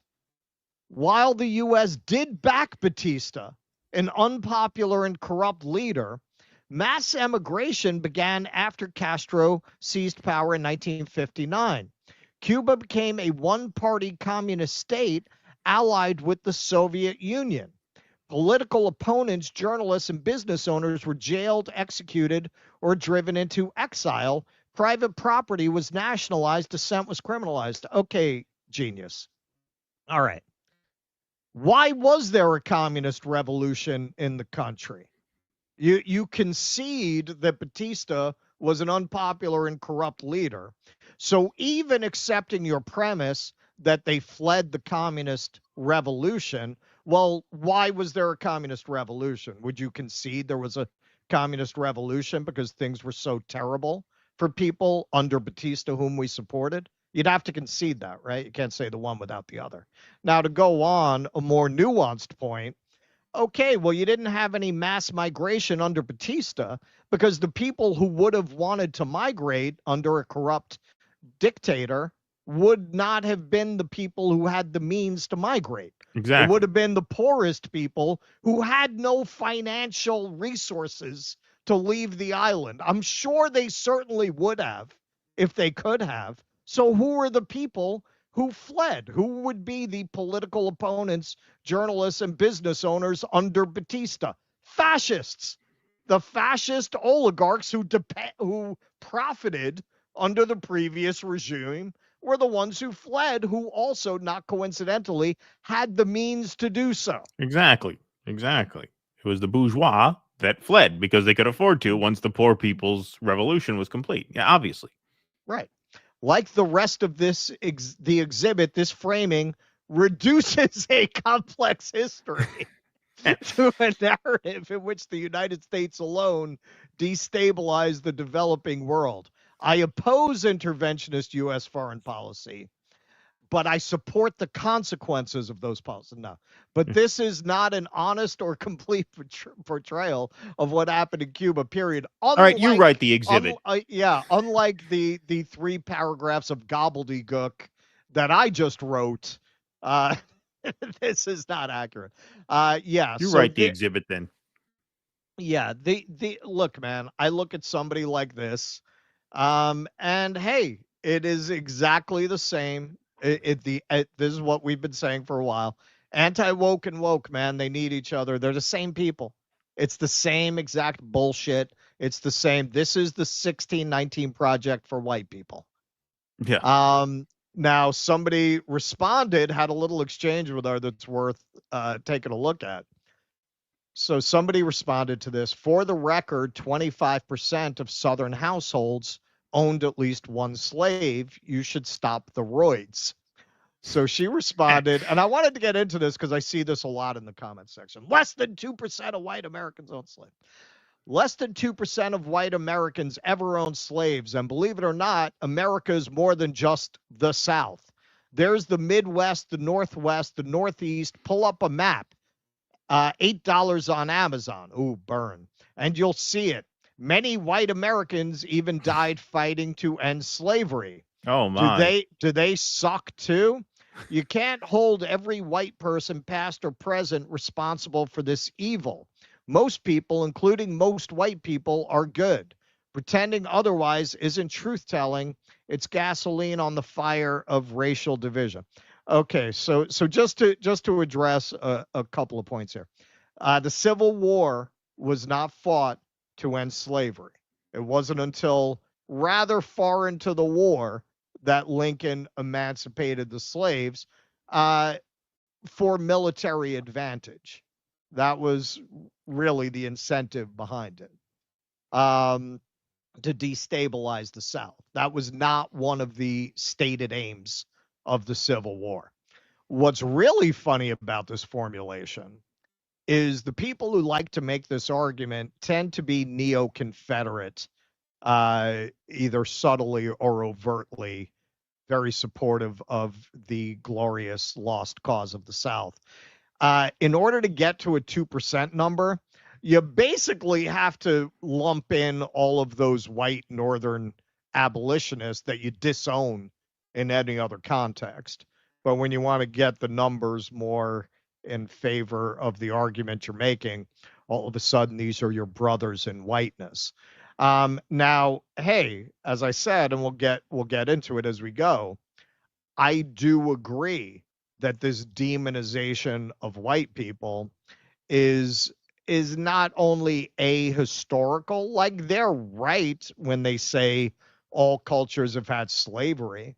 Like, should more people know that the Arab slave trade was the longest lasting slave trade in the history of the world, extending from 600 AD all the way into the 1960s? Yeah, people should know that. Like, if they've been given a false impression that slavery was a uniquely European institution, or that you'll very often see them, when confronted with this, try to make it out that slavery was relatively benign in all other cultures, that chattel slavery in America was unique. Listen, man, maybe you could say that if you don't have testicles, but slavery in the Near East had a lot of eunuchs, man. So, if you ask most guys what the more brutal form of slavery is, it would be the one where they take your balls off. All the Arab slave trading centers had special castration centers where you would send the slaves to have their testicles removed. So, yeah, sure, that's true as far as it goes. Correct me if I'm wrong. The Smithsonian is about American fucking history, right? It's about American history. So the Arab slave trade really doesn't enter into it. Like, yes, I do feel that that's been pushed out of the conversation in order to serve a narrative, but going and pushing other facts out of the conversation in order to create a narrative that's more comforting to white people is not the answer to that. And that's why I did segments on this at the time. I always warned this was going to happen, that this would be the result, that you were going to have a backlash where you were going to wind up empowering these fucking fruitcakes who were going to not only undo what you did, they're going to undo decades of progress in the area of historical analysis. And here we are. So he responded again. It's funny, and this I think is exactly right. It's funny, I'm white, but don't feel guilty when I learn actual not sanitized history. I feel empathy, and I'm secure enough to recognize the advantages being white gave my ancestors. But I wasn't fucking alive when that happened, and can only be responsible for how I lived my life. I have never obsessed over the color of my skin or felt kinship with whites in the past. Perhaps it's just your insecurities, or you're just a bigot. Yeah, I would say that's like a normal person's understanding of these things, right? Yeah, I don't feel responsible for actions that my people were not even in this country when they happened. I also acknowledge I have benefited greatly from that legacy, especially as somebody coming from the background that I come from. I know I got away with things I would never have gotten away with if I was black. I grew up in a single parent household on welfare. I did a lot of things that people from that kind of background do. I dealt drugs. I stole cars. I did crime. When I finally got busted, you know what they did? They gave me a slap on the wrist because they didn't want to ruin the life of a smart white kid. If I had been a black kid, there is no way I would have gotten off with basically a little community service and a sealed record. And why does that matter? That cascades through your whole life. Because then when you apply to school, at least at that time, maybe they change it now, you have to say that you have a record, right? Right. When you apply for jobs, you have to say you have a record. The fact that I was treated that way when I was 16 made an enormous difference in my life. Coming from that background, I was able to go own these theaters in the East Village, no family connections, no money. Can I tell you, absolutely, if I had been black, it wouldn't have been so easy for me. I who knows? You can't prove a negative. I don't fucking think so. I do not think somebody from my background would have just been handed the keys to theaters like that with no connections, no real money if I had not been white. So yeah, man, I don't walk around obsessed with my whiteness. That's where the D'Angelo, the anti-racist stuff, I think is a hustle meant to send us down a rabbit hole of blame and guilt and shame so that we don't come together along class lines. But this is not the answer. And finally points out, you never hear the 2%, only 2% of white people. You never hear them mention this. Sure, Jillian, remind me of all these Northwestern families in 1860. Sorry you're so uneducated, must suck having to suck up to racists. What percentage of Southern households owned at least one slave? This is Grok struggling against lobotomy. Around 25 to 30% of Southern households in the United States owned at least one slave in the mid-19th century based on historical records and census data from the 1850s and 1860s. The percentage varied by state and region, with higher concentrations in the Deep South, e.g. South Carolina, Mississippi, were up to 40 to 50% of households might have owned slaves, and lower percentages in border states like Kentucky or Missouri, where it could dip below 20%. Exact figures depend on the year and source, as data collection wasn't uniform. I didn't know it was that high, actually. I had no idea. Did you know that? No. I didn't know some states had 40 to 50% of slave owning. You know, you go there, there's Elysian Fields Boulevard in New Orleans, and they have signs up there, man. There are storefronts where slaves were sold right there, like walking in a store. Like our impression of slave auctions is, you know, you're on the block. Nah, man, that was so regularized and so normalized in some places that you'd literally walk in a store like you're buying some new stuff for the bathroom, and you buy a human being in a storefront.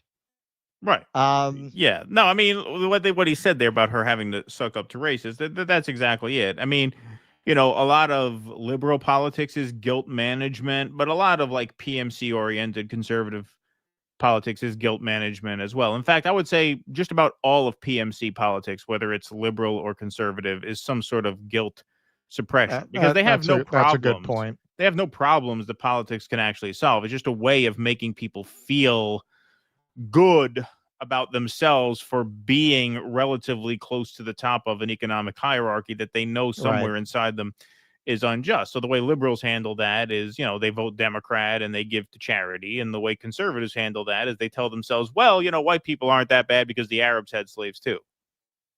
Yeah. Right. And what they have in common is they all live in white neighborhoods. Right. Exactly. Right. Their lives are the same. They don't really have many problems. What problems they have are pretty much the same, whether they're liberal or conservative, whether they're nominally left or right. It's just about making them feel good. Yeah, exactly. It's branding. Yeah. So to get a little more into what the core subject of this was, history is not a Hallmark card. Scholars condemn Trump's Smithsonian review. Historians and other scholars are pushing back against the Trump administration's plan to conduct a comprehensive internal review of several Smithsonian museums, with the apparent aim of making sure the institution's exhibits and collections align with cultural interpretations and historical views favored by President Trump. The review, which comes ahead of next year's 250th anniversary celebration of the adoption of the Declaration of Independence, what a freak show that's going to be, sparked almost immediate criticism from academic organizations and individual scholars who see its focus on promoting Americanism as a threat to both the independence of the institution and the accuracy of its content. In a letter to Smithsonian Secretary Lonnie Bunch, White House officials Lindsay Halligan, Vince Halley, and Russell Vaught wrote that the review, quote, aims to ensure alignment with the president's directive to celebrate American exceptionalism, remove divisive or partisan narratives, and restore confidence in our shared cultural institutions, unquote. The Smithsonian Review is to occur in phases, with the first one covering the National Museum of American History, the National Museum of Natural History, the National Museum of African American History and Culture, the National Museum of the American Indian, the National Air and Space Museum, the Smithsonian American Art Museum, the National Portrait Gallery, and the Hirshhorn Museum and Sculpture Garden. The letter lays out a timeline for the initial review process to be completed with specific 30, 75, and 120-day goals. Quote, within 120 days, museums should begin implementing content corrections where necessary, replacing divisive or ideologically driven language with unifying, historically accurate, and constructive descriptions across placards, wall didactics, digital displays, and other public-facing materials, the latter states. The review, which is to be conducted by individuals not yet identified, is scheduled to be completed in early 2026. Okay, so let's go back a little bit. So in 2020, at the time that the African American Museum was opening, or it had opened relatively recently, they tweeted out, the Smithsonian tweeted out, at a time when the soul of our country is being tested, our Talking About Race portal will help individuals and communities foster constructive conversations and much needed dialogue about one of our nation's most challenging topics, racism and its corrosive impact. All right, well, that sounds fair enough. This is how they went about it.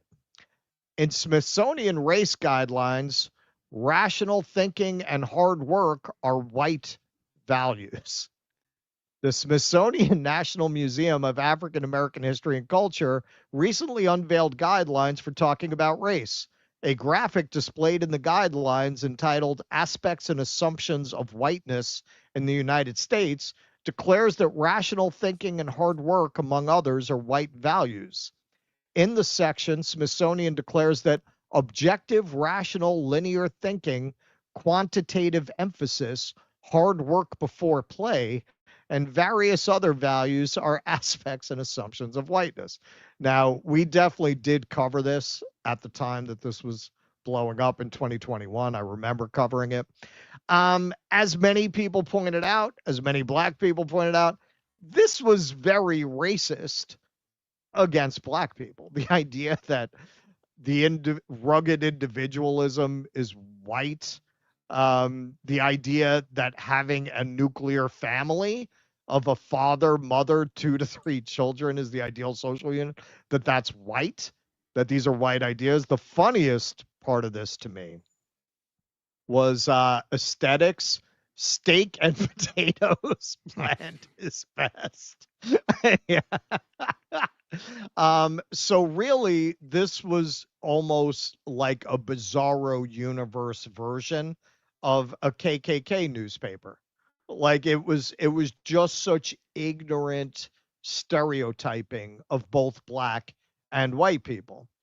So naturally, as we pointed out at the time, this was going to inevitably empower crackpots on the other side to push an agenda that's no more based in science or history than this was. And here we are. Now, I also want to point out, I'm not going to say that this is a solution in search of a problem, except in that all I can say is I was at these museums just a few months ago. At the time that they put that up, that was really the height of woke. That was really the height of theory, of critical race theory, of gender theory. They really were feeling themselves at that time, and they really got out over their skis. They really thought they could get away with anything like that because no one was stopping them. There was enough pushback. I just went to the African American Museum. That's a few months ago. That shit is not in there. I was looking for things like that. It was an African American history museum. Like, what do you want it to, like, not condemn slavery? Like, what do you want?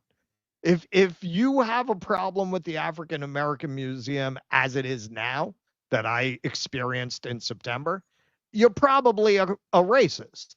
Like, there was nothing wrong with it other than I thought they got to the party late in terms of acquiring artifacts. Like, a lot of the stuff has already been bought up by other museums. So I thought it was a little understocked. That was about all I could say negative about it. It was fine. It was fine. It was like the American History Museum itself that she seems to be talking about the entrance of. It was pretty patriotic, man. Like, what do you not want them to cover slavery? Like, what do you want? Really, I went in there with an eye to see if they had done a lot of this kind of revisionist history on the exhibits. Nah, man. I thought it leaned patriotic.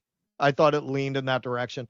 The only thing I thought veered off into that was in the popular culture section. That's where they have Dorothy's slippers and the Archie Bunker chair. For the newer stuff, they definitely leaned into things that when you've just been looking at Joe Louis, when you've just been looking at all of these, just legendary figures in American history, and Louis Armstrong. And then they're trying to say Ellen DeGeneres coming out. Like, no one's going to know who Ellen DeGeneres was in 20 years. I promise you. Trying to pump up the Michael Burnham character on Star Trek Discovery. Like, you've just seen some of the most legendary people in American history. There are all these exhibits about them. And then you get to that, and yeah, they're trying a little too hard at that point to pretend that these things are going to be much more lasting than they are and not seen as a trend of their historical moment. Other than that, I thought it was fine. Like, you don't see a lot of this there. So what is their idea going to be of reforming it? It's going to be completely going ahistorical, batshit crazy in a different direction. And we already have some indication of what their idea of a museum that would conform to their standards would look like, because they already have a mini version of it. The White House has a preferred alternative to PBS. It may already be in countless classrooms. PragerU. Amid the stripping of federal funds last month, the White House debuted a new educational partner at its launch event for its new Founders Museum exhibit, PragerU, a nonprofit organization that specializes in creating right-leaning educational short videos for adults and children. Department of Education Secretary Linda McMahon introduced the partnership, followed by PragerU CEO Marissa Straight. For the White House exhibit, PragerU created AI-generated videos of the Founding Fathers delivering patriotic accounts of the revolution. In one, an AI-generated John Adams borrows a catchphrase from conservative pundit Ben Shapiro and tells the viewer, "Facts do not care about our feelings." Wow, that sounds like they're really going to correct the problem of not telling people accurate history, doesn't it? So here's a little bit of video that they put out promoting this new PragerU White House Partnership Museum. And PragerU has been working diligently on creating videos, and when you use that QR code, you get to view the amazing pictures come to life telling their own stories. From now on, we are going to remember our nation's history, and it's really going to matter, and we're not going to let anybody have a nation with amnesia.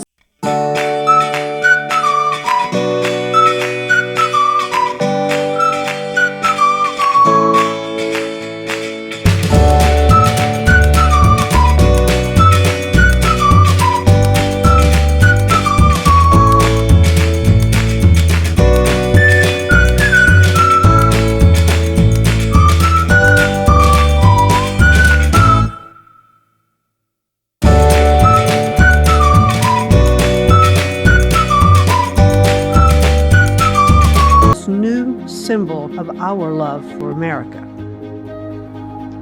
Okay, So they've already collaborated on some museum where they have quotes from Ben Shapiro being put in the mouths of the founders.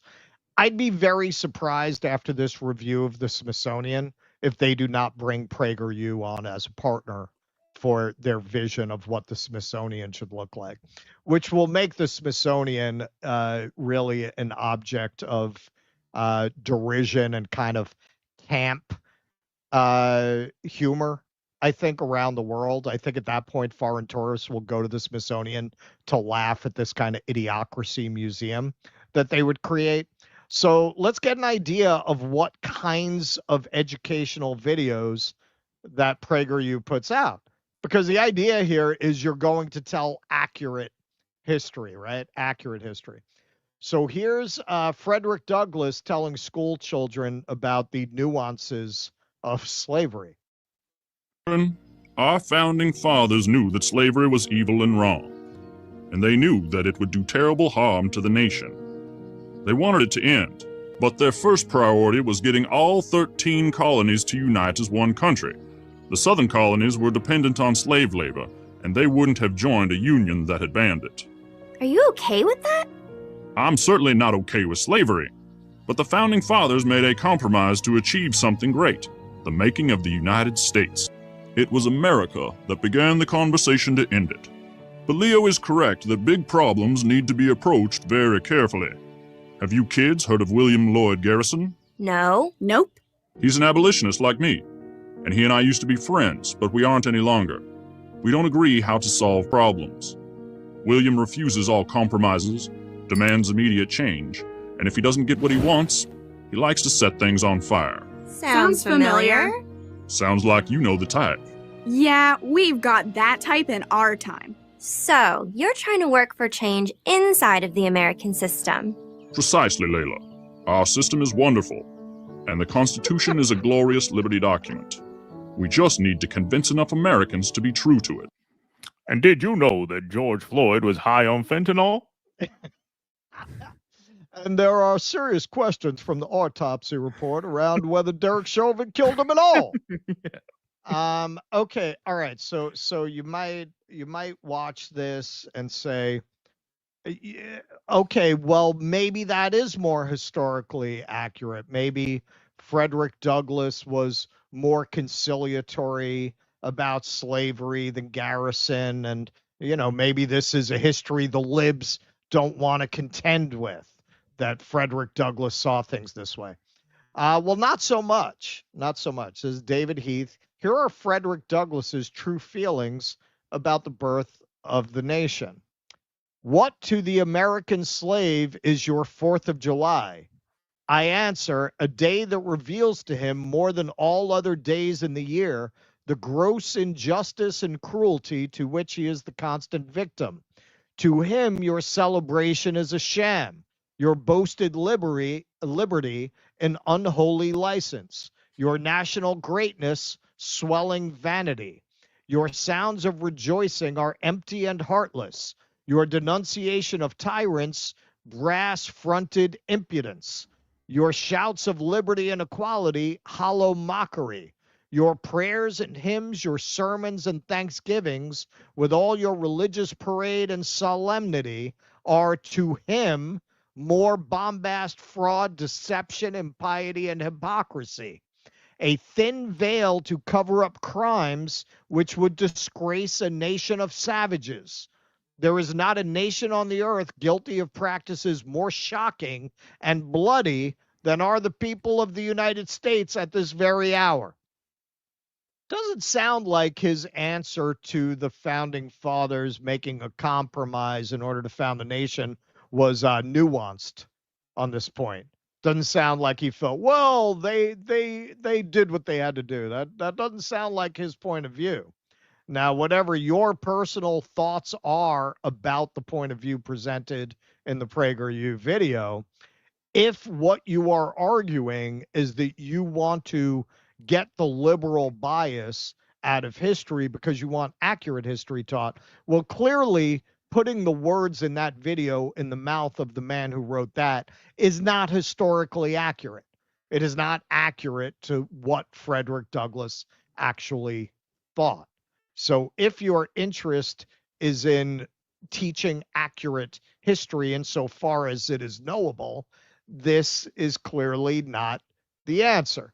Here's another banger from PragerU where cuddly Christopher Columbus talks about how you kind of got to give people a pass for the times that they lived in. Slavery is as old as time and has taken place in every corner of the world, even amongst the people I just left. Being taken as a slave is better than being killed, no? Before you judge, you must ask yourself, what did the culture and society of the time treat as no big deal? Yeah, I shit you not. I shit you not.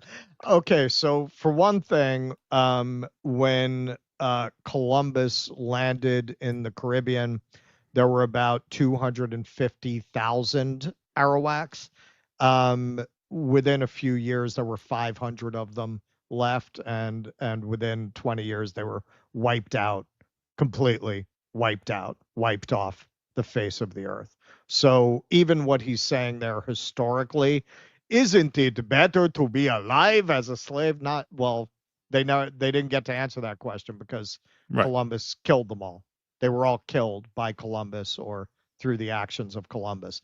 Now, they're also suggesting that at that time, everyone saw things through this lens, that nobody understood how bad what Columbus was doing was. Now, you could perhaps make that argument about slavery, although you couldn't universalize it in that way. There were always people who understood that slavery was wrong.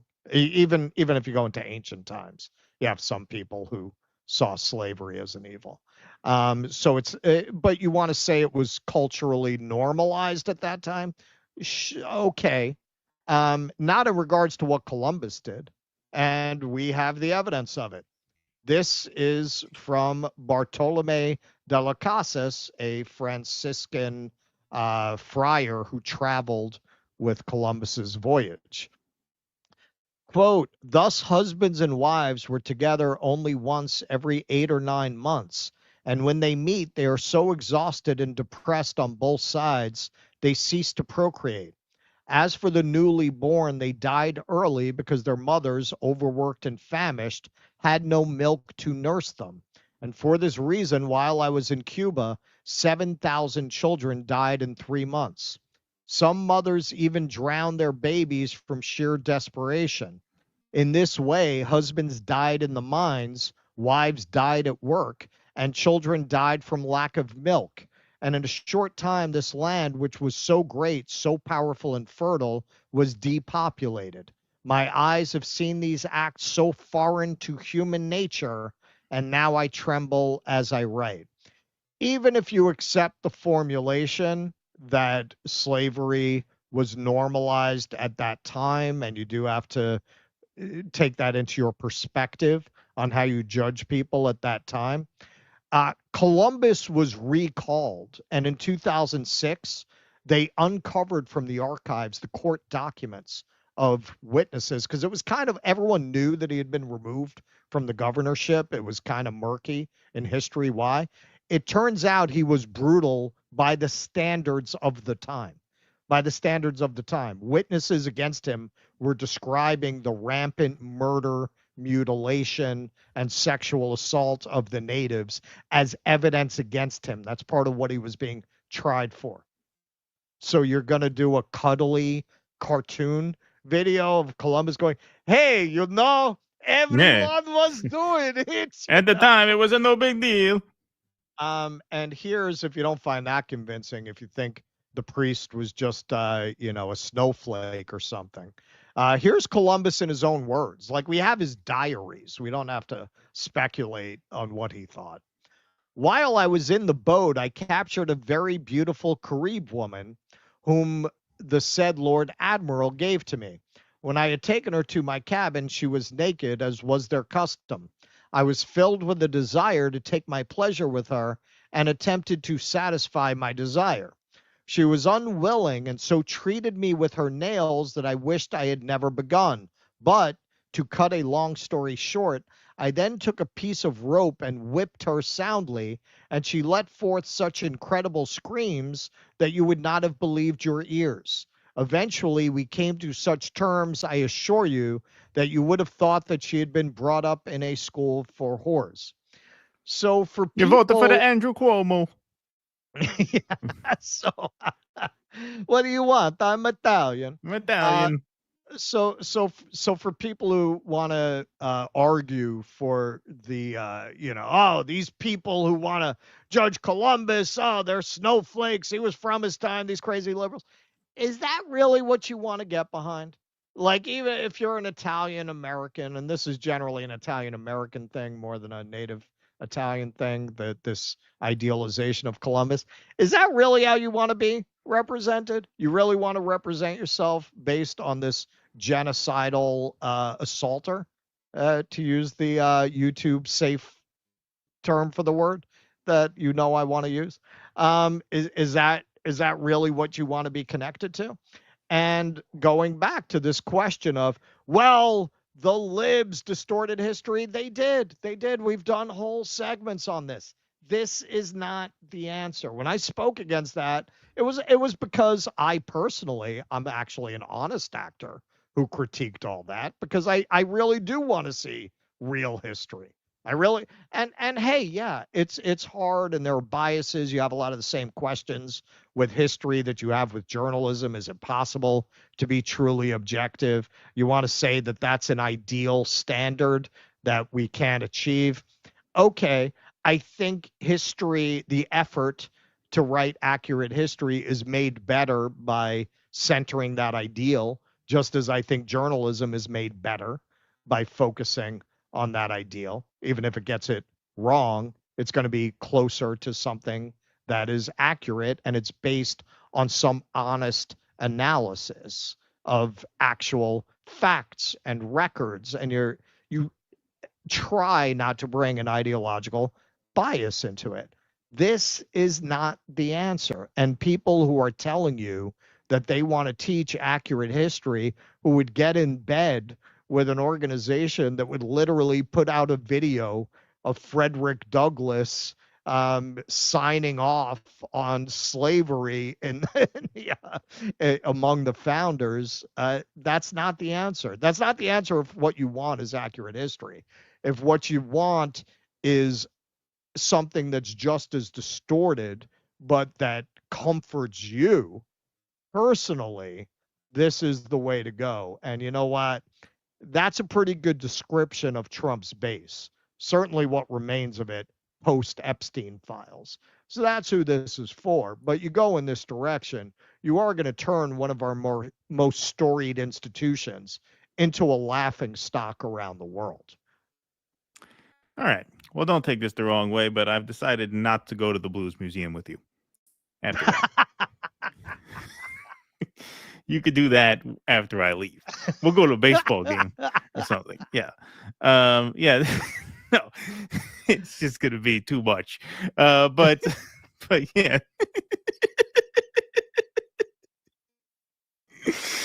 We'll go to Cardinals. I think the Cardinals are playing the Pirates on Tuesday. Maybe we'll go there. Are they?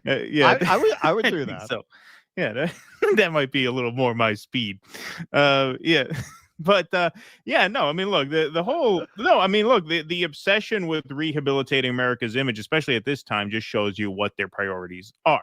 Right. Like, I mean, that is really, and this has been a long standing, mission on the right, has been to just absolve America entirely, to avoid any sort of honest reckoning, and then seizing upon liberal overreach in the opposite direction. And yeah, I mean, we got to a point where that became the politics of liberalism, because they reached this sort of end of history phase with the elevation of a guy like Barack Obama, who obviously refused to in any way challenge the structures that kept people under the boot of power in America. And so all politics became a struggle for representation, which means, yes, a way of that in a way is another way of absolving America. Wokeness is also a mission to absolve and whitewash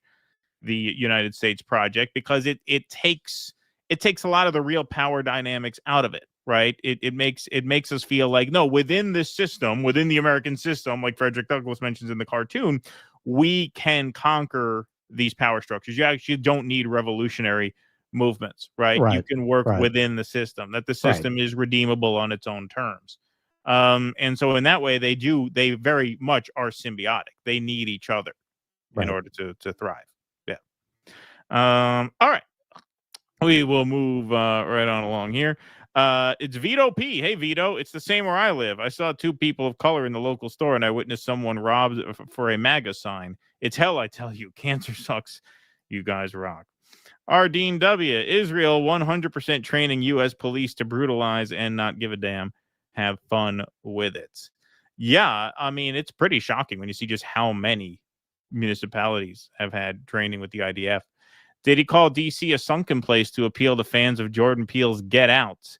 Hardly enough to balance the racist, fascist overtones. Yeah, I thought of that too. I mean, that's kind of become rhetoric. That's become a common phrase, but I thought of that too. Was that a reference to that? Demon Wolf, yes, from Hyde Park. Newburgh's a perfect example of what they want. A shithole for the workers and 5 blocks of utopia for the bougie boat owners. Can confirm firsthand. Yeah, exactly. Well, that's what all of these cities are. I mean, you know, that's what New York has turned into, basically. I mean, they're not tearing down buildings in New York because the real estate's worth too much money.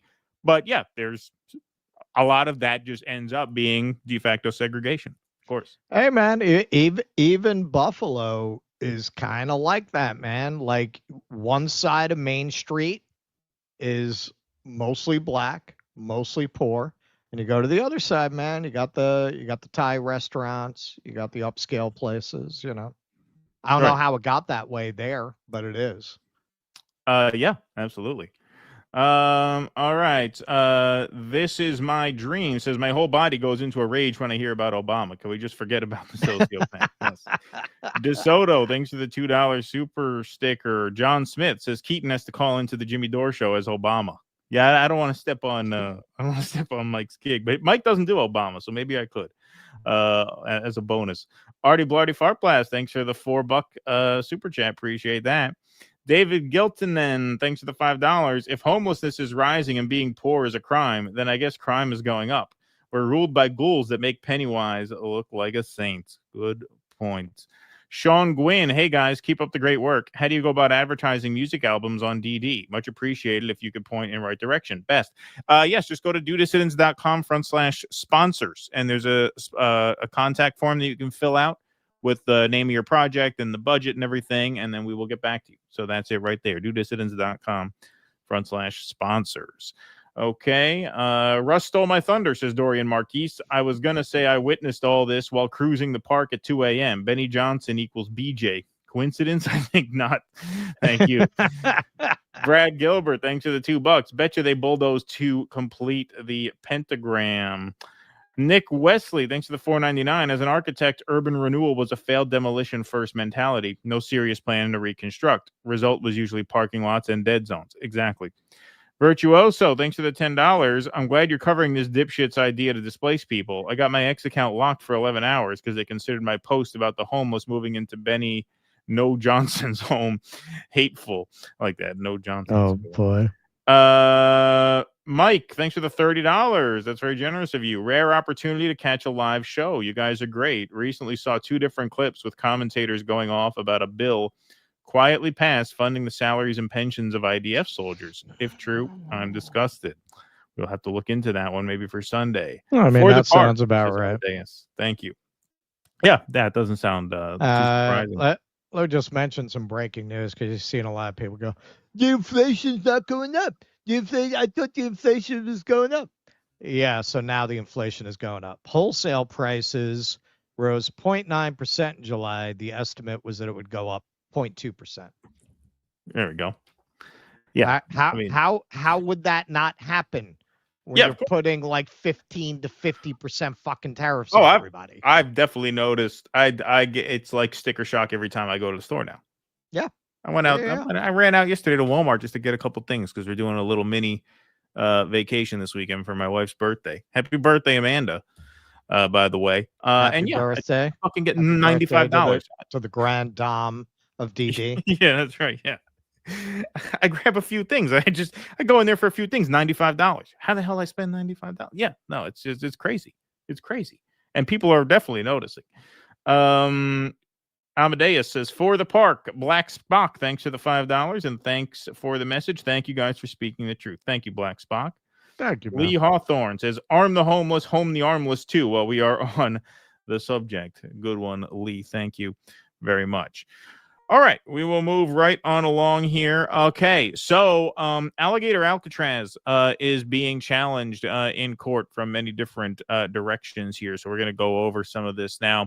Alligator Alcatraz detainees allege disease and flooding at Florida facility.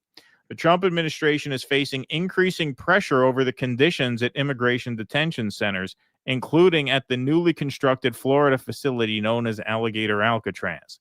At Alligator Alcatraz, detainees report the unchecked spread of illness, flooding, and a lack of food and of a place to bathe or clean their teeth, according to the lawsuit. Detention officials go cell to cell, pressuring detainees to sign documents agreeing to drop their immigration cases and leave the country voluntarily. At least one man was coerced to sign such a document in exchange for a blanket, the lawsuit alleges. Unlike at other immigration detention facilities, lawyers say they can't see their clients' locations on a regular ICE databases to confirm they are being held at Alligator Alcatraz. Lawyers say they have struggled to access their clients in person to exchange legal documents, meaning they sometimes miss key deadlines, the lawsuit says. So Status Quo has been covering this on the ground quite a bit, and they got some exclusive audio from the wife of an inmate there. So let's listen to this. As a matter of fact, the cage where he's in right now, everyone is sick. And what they're doing is they're putting on a certain type, a color, different bracelet that states to the guards who's sick and who's not. But yes, there are 2 full cages right now where as they come in or they get sick, they're being put in those cages. There's a lot of people with stomach viruses, vomiting, diarrhea. There's other with respiratory issues. Could it be from the mold that they're breathing in?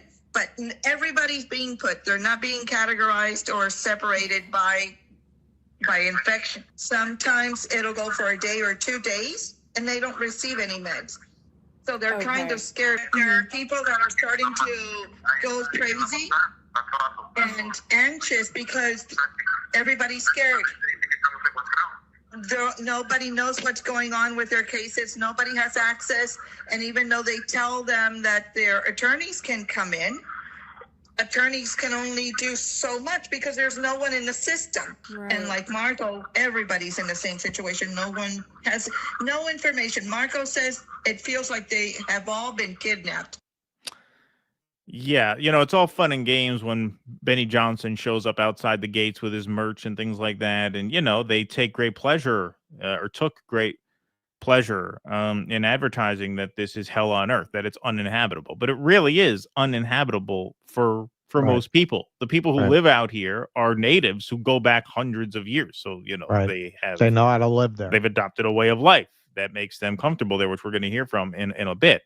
But of course, this is going to happen. Of course, this is a horror show just waiting to unfold. So Christopher Webb tweets out, shut this concentration camp down. Attorneys for a Venezuelan man who collapsed inside Alligator Alcatraz are accusing the facility of failing to provide adequate care for sick detainees. Let's take a quick look at this. That's just one of the phone calls we received from inside the detention facility, all indicating a medical emergency Tuesday of a Venezuelan man, now identified as Luis Manuel Rivas Velasquez, his family not knowing if he was dead or alive. We heard from him this morning. Basically, he lost consciousness, passed out. They pulled him out of the facility, put him in an ambulance and took him to a hospital in Miami. at which point he was chained to a bed while he was given treatment. His attorneys tell us he's back at the facility. He said that many people were sick at the facility with similar types of symptoms. They're now accusing the facility of failing to provide adequate care for sick detainees. So back to the article. Detention officials go cell to cell. Oops, sorry. That was a repeat. In the new filing, detainees are asking the court to allow meaningful access to lawyers and to identify the court where they can challenge detentions at Alligator Alcatraz. A different Florida judge earlier this month ordered a temporary pause to expanding the facility while she considers a lawsuit alleging that the federal government failed to conduct a required environmental review before the facility opens. And that suit was brought by the aforementioned native tribe. So the Miccosukee tribe has halted the construction of Alligator Alcatraz. This was a week ago. The Miccosukee tribe of Indians of Florida filed suit alongside Friends of the Everglades and Center for Biological Diversity to stop the unpermitted construction of Alligator Alcatraz adjacent to traditional Miccosukee villages. The Southern District of Florida has granted a temporary restraining order that halts further construction activities at the immigration detention facility located at the Everglades Jetport, commonly referred to as Alligator Alcatraz. In the words of Chairman Talbert Cypress of the Miccosukee Tribe of Indians of Florida, we welcome the court's decision to pause construction on this deeply concerning project. The detention facility threatens land that is not only environmentally sensitive but sacred to our people. While this order is temporary, it is an important step in asserting our rights and protecting our homeland.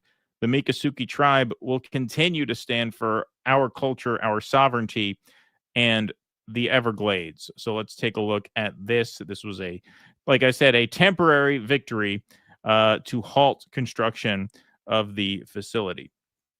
Today that any building going on must stop. The federal judge's order is only temporary. Workers are now on a 2-week timeout while the judge considers if the migrant detention center violates environmental laws. Local 10's Janine Stanwood is near Ochopee with the latest.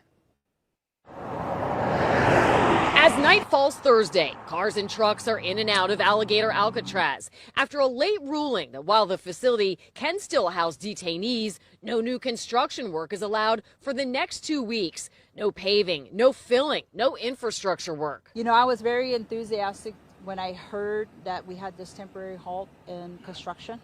So I was like, it's better late than never, and it gave me a sign of hope. We're not making it up. We're actually providing documentation as to what we're seeing. Activist Betty Osceola is with the Miccosukee tribe, which along with environmental groups made their case to a federal judge in Miami that the site threatens sensitive wetlands and violates federal environmental law. I don't understand the environmental concerns. White House borders are... I don't understand those concerns. I was raised in a metal box and I turned out just fine. I didn't see the sun until I was 15 years old, and look at me. A picture of health and wellness.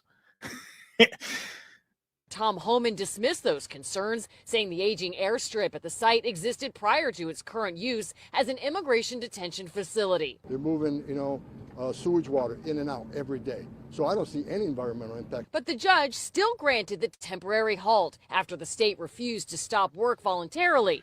Reacting to the ruling, the plaintiffs wrote, "We're pleased that the judge saw the urgent need to put a pause on additional construction, and we look forward to advancing our ultimate goal of protecting the unique and imperiled Everglades ecosystem from further damage caused by this mass detention facility."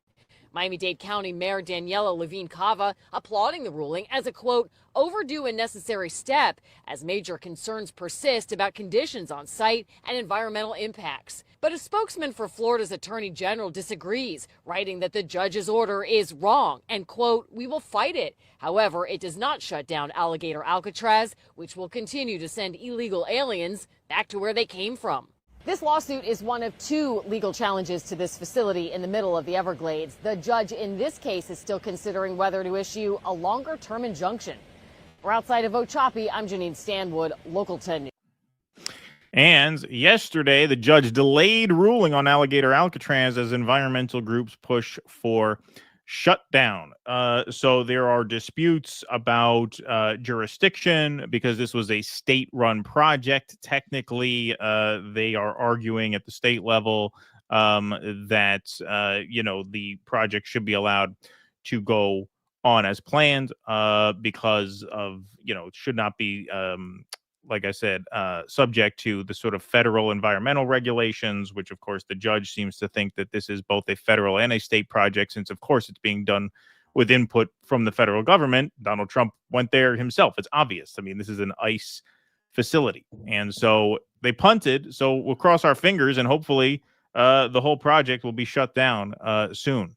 But here is Betty Osceola once again speaking about the imperative to try and shut this facility down and to not give up. A lot of history. This is Earth Day was born here. The EPA was created out of here. Friends of the Everglades was born here. And this is a vast area that they're just looking at a runway, but that's a big county property that encompasses a lot of area that we access. And our ceremonial grounds are right next door.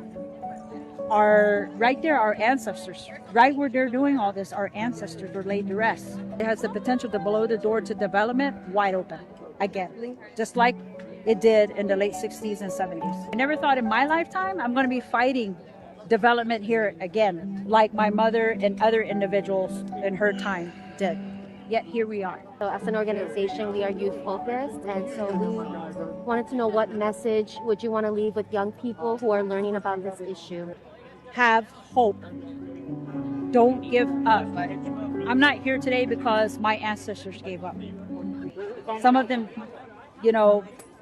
came through a long, hard struggle, died for us to be here today. Don't let anybody put that hopelessness into your heart, because once you have that hopelessness, you've already lost the battle. And what she's referring to is this history of resilience and survival. The Seminoles and the Miccosukee are called the unconquered people, according to the Department of State of Florida. So this is off of their own website here. The Seminoles of Florida call themselves the unconquered people, descendants of just 300 Indians who managed to elude capture by the U.S. Army in the 19th century.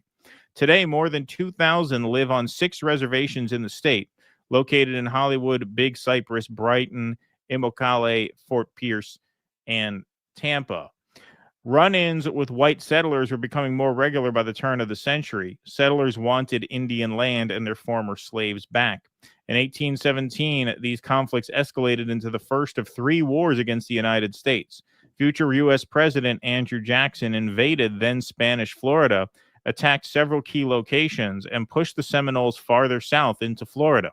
After passage of the Indian Removal Act in 1830, the U.S. government attempted to relocate Seminoles to Oklahoma, causing yet another war, the Second Seminole War.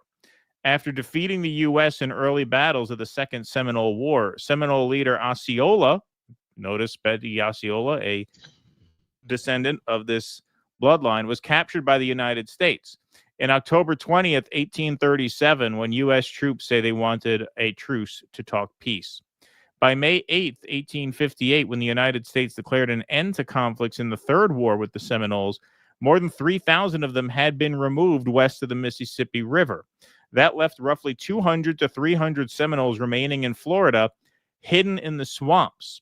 For the next 2 decades, little was seen of Florida Seminole, at least not until trading posts opened in the late 19th century at Fort Lauderdale, Chokoloskee, and other places. That's when some Seminoles began venturing out to trade. And the last video here, the Miccosukee tribe's relationship with the Everglades. Let's take a look at this quick video here. Land. And back when the U.S. government was trying to remove the natives from the south, they were trying to move them west to Oklahoma. And so the Miccosukee, we resisted. And we went into the swamps to hide and to protect ourselves. And traditionally, the swamp was our protector and our place where we have all our medicines and our cultural resources. But what ended up happening is that it saved us from that removal and from that huge change in life that we avoided. when you talk to other natives or you talk to Miccosukis, we feel that we came from the land and that we were born from it. And so to ignore that and to not respect it and take care of it, what that will lead to is that you won't respect yourself and take care of yourself. You won't respect others and take care of others. So it starts with the relationship with the land. That's kind of where our culture comes from. So you had a couple hundred people survive this campaign of ethnic cleansing and extermination in the middle of the 19th century by retreating into the swamps and basically hiding out. And then they formed their own civilization here. And I find it kind of a poetic story that they are now leading the fight against this immigrant detention center when they had their own illegal immigrant problem to handle a couple hundred years ago. And these, few tribes people now are descendants of the survivors of that struggle. It just goes to show what Betty said in there. Don't give up. Don't give up. Keep fighting. And, these native peoples fought and won. And hopefully they get another victory here. The fact that the judge punted and gave this another week, so construction on the facility is halted. And if they get a victory on the 21st, that could hopefully be the end of this project, at least according to what the judge wants. Then there is another legal battle of, does the Trump administration honor that? Or did they tell them to go get their fucking shine box? But those are the latest out of here. It's just, I don't know. There's something, like I said, just kind of, there's a certain poetic beauty to the fact that the natives are leading this charge, I think. Yeah, this was always just a sick idea, like so many of the ideas that come out of this administration. But when you look at this and you look at the history that it reveals, the past is always being redefined by the present. And a lot of people have long argued that we didn't defeat fascism, we absorbed it. Right. We incorporated it. If you look at the history of this country, doesn't it look more like a fascist country than any other model of government that you could think of? What's it more like? Is it more like a fascist country, or is it more like a socialist country? Is it more like a communist country? Or is it more, when you look at the spectrum of ideologies, a country that was literally built on genociding the native population, pushing them onto reservations on which they still live to this day in large numbers, many of which are beset by problems of drugs, poverty, alcoholism, that are part of the legacy of the pain of that history and the destruction of their culture and what comes with that. That had this enormous slave population that it continues to keep in poverty and social disenfranchisement down to this day, as part of that legacy. These people who couldn't really vote universally until the 60s, and for quite a while after that, still couldn't do so safely. That's a fascist country. Like we can see in history, if you go back to the ancient democracies that the United States is based on, this idea that you have democracy for an elite class in the society, like that's not new. That's a very old idea. Right. Like where you have seen voting, it's tended beyond the tribal level. It's tended to be that a certain class of people gets to enjoy these benefits. That's really what America has been. If there's been an innovation, it's been that you haven't had to own land in order to vote. You could be a working white guy voting, but for a lot of our history, that only applied to those people. And as soon as you got this civil rights movement, where you started to perhaps realize this promise of an egalitarian democracy that would not in any way favor any class of societies, and that's something that truly has never existed in history. What did they do? They started the war on drugs, and they built the carceral state so that you would take all those black people. We can't stop them from voting this way. Well, we'll disenfranchise them that way. Oh, we can't enslave them this way. We'll enslave them that way. That's the new Jim Crow. That's the book. Yeah. Right. So at that point, can you say this has ever been anything other than really a fascist society? You could say the Trump administration, this was something that Taibbi argued in his first term when he wrote Insane Clown President, that the real issue people have with Donald Trump is he's taken the ugly mask off the ugly reality of what America is. And that's exactly right. When you look at things like this, it's not as much, if you're calling this a complete sea change in American culture, you're missing the point. It's not, it's a consummation of everything American culture has been leading up to and everything it implies.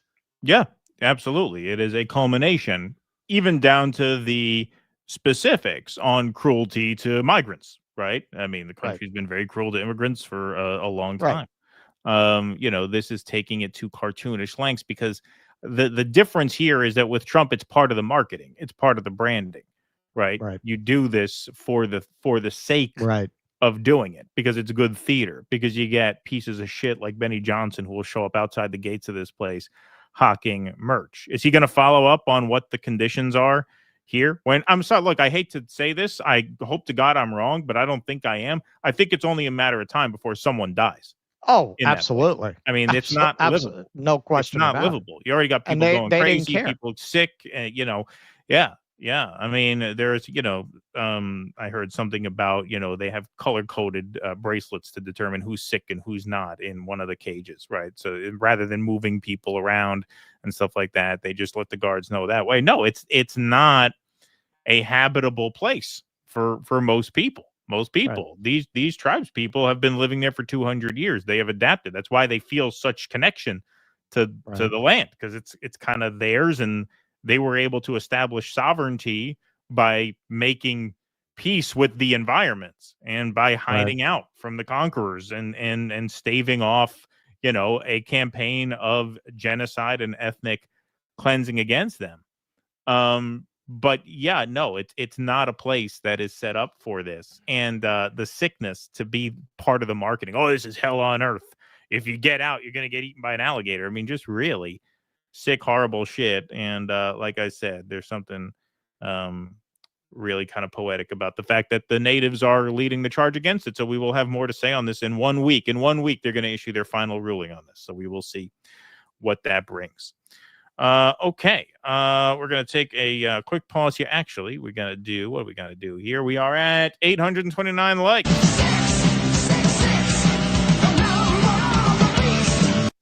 And we have to do it today, man. We got the shirt and everything. We got the shirt on. That's right. So a quick word. John Coa is one of our sponsors. He has a new single out now. It's called Just a Little Off the Rails. He's been advertising with us for a while now. We've played this song on some of our Rumble shows. It's a great tune. It's the latest from his upcoming album, which is called A to Z. So the core of these songs were rhythm tracks from a collection of live acoustic performances between 2017 and 2020. But rather than release just the solo acoustic tracks, John decided to layer them and put off the release because he didn't feel like releasing music while witnessing the same state of affairs we discussed right here on the show. So now he's in the process of finalizing and releasing these songs. Just a Little Off the Rails is the first single. It's an autobiographical song featuring acoustic guitar, bass, vocals, and slides. You can head over to John Coa's Spotify to give this a listen. You can find a link to all his socials at newdissidents.com/Coa. So please do go and check that out. Okay. EO Shush says they also want Benny Johnson types in Europe use the tech bros control of the algo to prop up far right-wing parties. That is the real reason J.D. Vance went to Europe. Yep, I agree. These douche nozzles are trying to destroy the only good part of DC and turn it into the soulless suburbs. Thank you. Kawaii Cowboy says, can't decide if the DC crackdown is an Epstein distraction, police state, leg stretching, or simply that it's not as easy to set on fire as Maui and LA. Maybe a little something for everyone. No, I mean, I think all of this is really in service of building a police state with a federalized police force. So I think that's what, yeah. Pops grew up across the river in Poughkeepsie. Same segregated story between rich and poor. And they can't gin up enough racial animus. They gentrify what's left. That's right. That's right. Yep. Absolutely. The China Shell says, look at that disgusting highway, bulldozing all those hopes so people can drive more fucking cars. God forbid we have any fucking mass transit in this country. It's only 2,000 miles across. Well, I think it's 3,000, China Shell. But that's all right. 3,000, yes. There's also talk of turning D.C. into a freedom city, this bizarro version of the statehood movement, where the goal is to turn D.C. even further from democracy into a corporation-run dystopia. Take a cupcake tour in Georgetown and go home missing a few fingers. Watch your back eating. Yeah, yeah, right. Exactly. Yeah, I remember putting those together. I could think of some areas in New York that should be bulldozed. They didn't steal people's wallets with a knife, but they did steal people's homes, pension, and jobs with a stroke of a pen. I remember training a tour guide for one of the chocolate tours there. This guy was a character. I ended up hiring him because, you know, when you're managing a tour company from hundreds of miles away, you don't really have that many options. Like, basically showing up to the interview means you have a 90% chance of getting hired. And he was good. He was a licensed guide and everything, but he was a hothead. Like, I'm walking around the route. I'm walking the tour route with him. And you would think part of the job of being a tour guide is like keeping your cool and keeping everybody safe and together and orderly. So there's this guy walking his motorcycle on the sidewalk, which is a bizarre thing to do. He had a motorbike. He's like walking along the sidewalk, which you're not supposed to do. Mm-hmm. So the guy I'm talking with, he says, hey, asshole, you know that's illegal. The guy keeps walking. Says, hey, fuckface, you know I'm talking to you, fuckface. Guy still just keeps. You want me to call the police on you? You fucking piece of shit. He keeps going until the guy turns around and like, what's your fucking problem? I'm like, I'm hiring you to lead a group of people around the street without causing a scene or a problem. And you in front of me are like not going to stop until you throw down with this guy. He was a character. That was in Georgetown, though. That was in Georgetown. I hear this Georgetown is almost as rough as Dave Chappelle's hood, Silver Spring. That's right. Chappelle's from Silver Spring, Maryland. That's like a wealthy suburb. Yes. That's not in D.C. proper. We can't even be bothered enough to get them not to do genocide. They're like martial law. Dude, hold my beer. Thank you, Hillary Hinton. Judy Denmark says, you know, there is a monastery in Georgetown. The National Guard needs to crack down on those roving gangs wearing hoodies. Good one. EO Shush. I hated COVID libs during COVID, but reached the cultish thing. To reach the cultish thing, it took a total shutdown, wall-to-wall coverage, and millions dead. The right, it just takes one video of a black guy beating up a white guy. Yeah, that's right. They are easier to trigger in that way. Good observation, EO Shush. My beef with Michael is I bought her fitness DVD, did it with no prep. I had to just lay on the floor until someone came home to save me. I had to be helped into the shower and lost my bowel control. Oh, my God. Sounds terrible for Osqueen. EO Shush said the fitness and diet money dried up and Jillian Michaels had to get her nut. Artificial insemination for her wife wasn't cheap. The People of Infinite said AI Frederick Douglass. And children, did you know men aren't women and Israel's our friend? LMAO, and this is too ridiculous. My God, thank you for that. Hillary Hinton says, for today's program, the part of Frederick Douglass will be played by Kingfish. Feats don't fail me. Yes. Seriously. Good reference. Good reference. The Amos and Andy reference there. Let's see. Stoop Sign says, as for inflation, a sandwich shop near me has them at $14.95, and the sandwich doesn't even blow you. Yeah, no, it's crazy. I mean, it's really insane. It's really, really insane. Not getting any better. Let's see. Yeah, man. I go to the grocery store in Harlem, and I'm like, I mean, at this point, I've almost gotten used to it. But you got a lot of working people who live here, man. Yeah. I don't know. They got families. I don't have any of those responsibilities. Right. So it's like, I see it and I'm like, well, that sucks, but okay. Like I don't have kids I can't feed because of it. Right. How are these working people with families going to afford this if it keeps going up that way? Yeah, no, it's insane. It's insane. I really don't know. Garble, thanks for the $5. In the year 1000 AD, only 0.00075 of Europe's population were monarchs. So I guess Europe was never run by monarchs by her math. Yes, good point. Good point. Okay, let's move right on along. All right. Adam Schiff, little change of pace. Man, we've done a lot of white bashing today. Done a lot of white. We're all over Whitey. This has been an all-out assault on whiteness today so far. We're on Whitey like white on rice today. You know, if you're white, unsubscribe. Don't watch this. Yeah. We're calling this the 1619 Project Due Dissidence Edition. Remember when I jokingly told some people to unsubscribe? I forget what it was about. Oh, what was that? I think it was the Shiloh Hendricks thing. Like, you want me to unsubscribe? Done. Yeah. Oh boy. All right. So some people calling it shifty leaks. Now we've been or at least I've been calling it that. We have been staying away from the latest Russiagate story because we don't want to encourage them. It is so obviously, based on the timing, intended as a distraction from the Epstein files. No sooner did they say, nothing to see here, and MAGA explodes, then they put Tulsi out in front of the cameras with these files. Also, because Trump's administration is made up of just absolutely shameless degenerates who will do anything that they're told. You can't really trust anything that they tell you. And any evidence they're producing, you're just going to have to give it some time to know what was true, because you can't trust them by definition. They're not honest actors. That having been said, I will cover this one because it's Adam Schiff. And if there's anyone who is guilty of intentionally leaking false information to the press to gin up a Russophobic hysteria, it is Adam Schiff. Yes. So here's Adam Schiff on The View. You might remember this. This was not too long after the election when he got called out on his Russiagating by Alyssa Farah Griffin.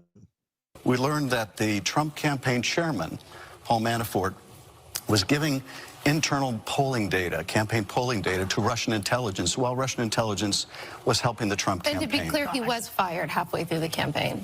Well, he may have been fired, but the effort to get Russian help continued, and even beyond the effort to get Russian help, but you the may president have also spread Russian sought to get disinformation yourself for years by promoting this. I think that's what Republicans and what people who entrusted you as the Intel Committee chair are so confused about your culpability in all of this. Well, I completely disagree with your premise. It's one thing to say allegations should be investigated, and they were. It's another to say that we should have foreseen in advance that some people were lying to Christopher Steele, which is impossible, of course, to do. But let's not use that as a smokescreen to somehow shield Donald Trump's culpability for inviting Russia to help him in the election, which they did, for trying to coerce Ukraine into helping him in the next election, which he did, into inciting an insurrection, which he did. None of that is undercut. None of that serious misconduct is in any way diminished by the fact that people lied to Christopher Steele. No, I think just your credibility is. No. Oh, burn.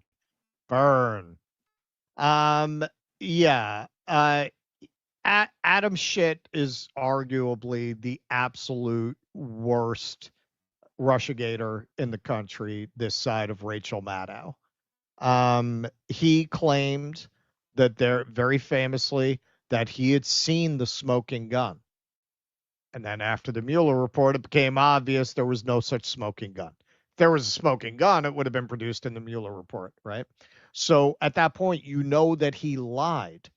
You know that he lied. He literally told people he has access to information that they can't reveal to the public, but he has seen the smoking gun. Now, we're not fans of the Trumpster around here, but when he's right, he's right. And this was a point that many made. We made it. You want to say that it's treasonous what they did in regards to making these false claims about Russiagate? Yeah, it's treasonous in the sense that clearly they hampered the ability of the chief executive to conduct foreign policy with Russia. That has very broad implications. Not only did they make it basically impossible for Trump to turn down the temperature with Russia, they were actively advocating for an increase in tensions with a nuclear power. You could definitely interpret that as treasonous in spirit, if not in law. So here he is addressing that a little bit because he was asked about, because he's going to be meeting with Putin today, I believe. I think tomorrow. Is it tomorrow? I think so. I think it's Friday. Oh, right, Friday. Yeah. I was thinking it was Friday. So It's he's our going to be Friday. meeting. It's all. That's why I thought it was Friday, because it's the end of our work week. So he was asked a little bit about this, and he rightly points out, I got along with him, but it made it very hard. No, because I would have had a good conversation with Vladimir. I knew him very well. I got along with him great, actually. We had I had to go through the Russia hoax, and it was actually it was a strain on the relationship. I actually told him, I said, they got this phony investigation going on, Russia, totally phony, created by Adam Schiff, Shifty Schiff, and Hillary Clinton and the whole group of them. And it made it very dangerous for our country because I was unable to really deal with Russia the way we should have been. I'm looking at Pam because I hope something's going to be done about it. These people put our country at great danger. And Adam Schiff, it was all made up. It was a hoax. The Mueller report came out. They all hated me. They had 18 Trump haters. And they said I did nothing wrong. They couldn't believe, they couldn't find anything after years of investigation. It was all a hoax. It was a hoax created by the Democrats, but in particular Schiff and Crooked Hillary, the whole group. And now we've learned all the stuff that's come out over the last 2 months is incredible through intelligence. And hopefully something's going to happen with it. These are people that put our country in danger, in real danger. Okay. Hey, when he's right, he's right. And part of what was so maddening about Russiagate was, if you were paying any kind of attention, a lot of us said, you're making Donald Trump a victim. Like you're not neutralizing him politically. You're making him much more powerful, right? Because you're making yourselves repulsive by comparison. So here's Adam Schiff responding to this. Trump is playing his greatest hits, going after me and Hillary Clinton. Never gets old. He hates the fact that I stand up to him and point out his continued failings, out of control costs, historic corruption, and still no sign of the Epstein files. Well, man, you could say all of those things apply to all of the Democratic administrations that you cheerleaded, and a lot of people have pointed out they're not wrong, that no one was calling for Joe Biden to release the Epstein files, which he certainly could have. But he didn't make that core to his political identity. See, that's the danger of doing that. That's the difference, yes. So here's Crazy Eyes Kash Patel, famous children's book author, in which he cast himself as a wizard protecting King Donald. Totally reliable source of information, but I think he's probably onto something here for a change. We found it. We declassified it. Now Congress can see how classified info was leaked to shape political narratives and decide if our institutions were weaponized against the American people. All right, so exclusive. Democrat whistleblower told FBI that Schiff okayed leaking classified intel to hurt Trump. This is Slay Magazine. They did the kind of best summary of it. A newly declassified FBI report reveals that a Democrat insider accused then Representative Adam Schiff of approving the leak of classified information to damage President Donald Trump during the discredited Russiagate scandal. According to the report, Democratic Representative Eric Swalwell helped Schiff leak the classified material as part of an effort to promote the Russia hoax. The whistleblower is reportedly a career intelligence officer who worked for Democrats on the House Intelligence Committee for more than a decade. So this is a little bit of the report. Jim Jordan put out this page saying, according to a whistleblower, Adam Schiff approved the leak of classified information to target President Trump. How is this not on the front page of the New York Times? Hey, man, as I said, I'm very skeptical of any information that comes out of this group, but he's got a point. He's got a point. You know, if the parties were flipped and this were released, they'd be all over it. And I don't think I saw any mainstream reporting on this.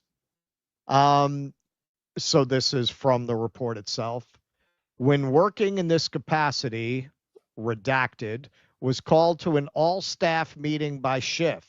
In this meeting, Schiff stated the group would leak classified information, which was derogatory to POTUS, Donald J. Trump. Schiff stated the information would be used to indict President Trump. Redacted stated this would be illegal, and upon hearing his concerns, unnamed members of the meeting reassured Redacted that they would not be caught leaking classified information.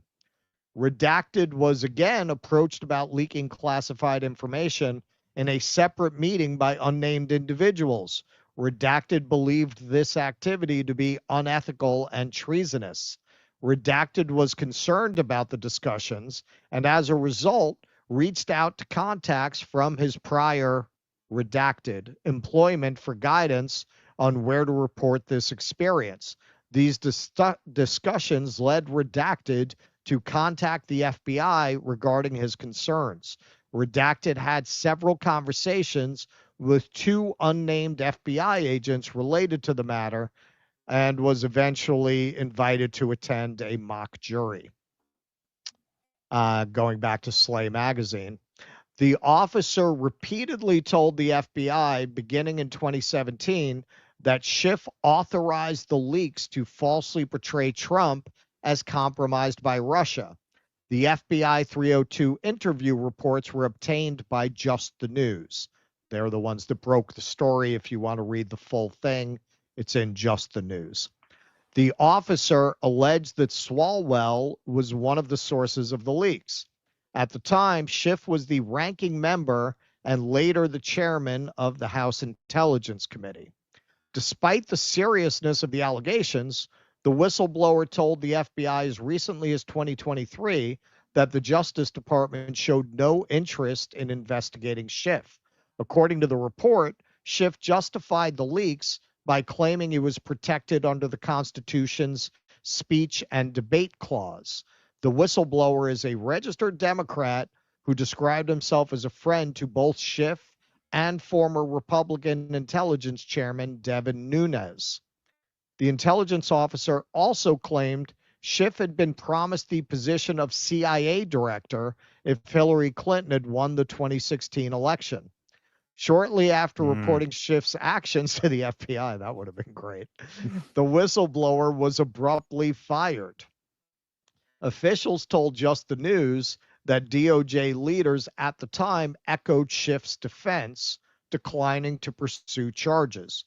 No public opinion from the Attorney General or Solicitor General has been found confirming that such leaks would be protected under the Constitution.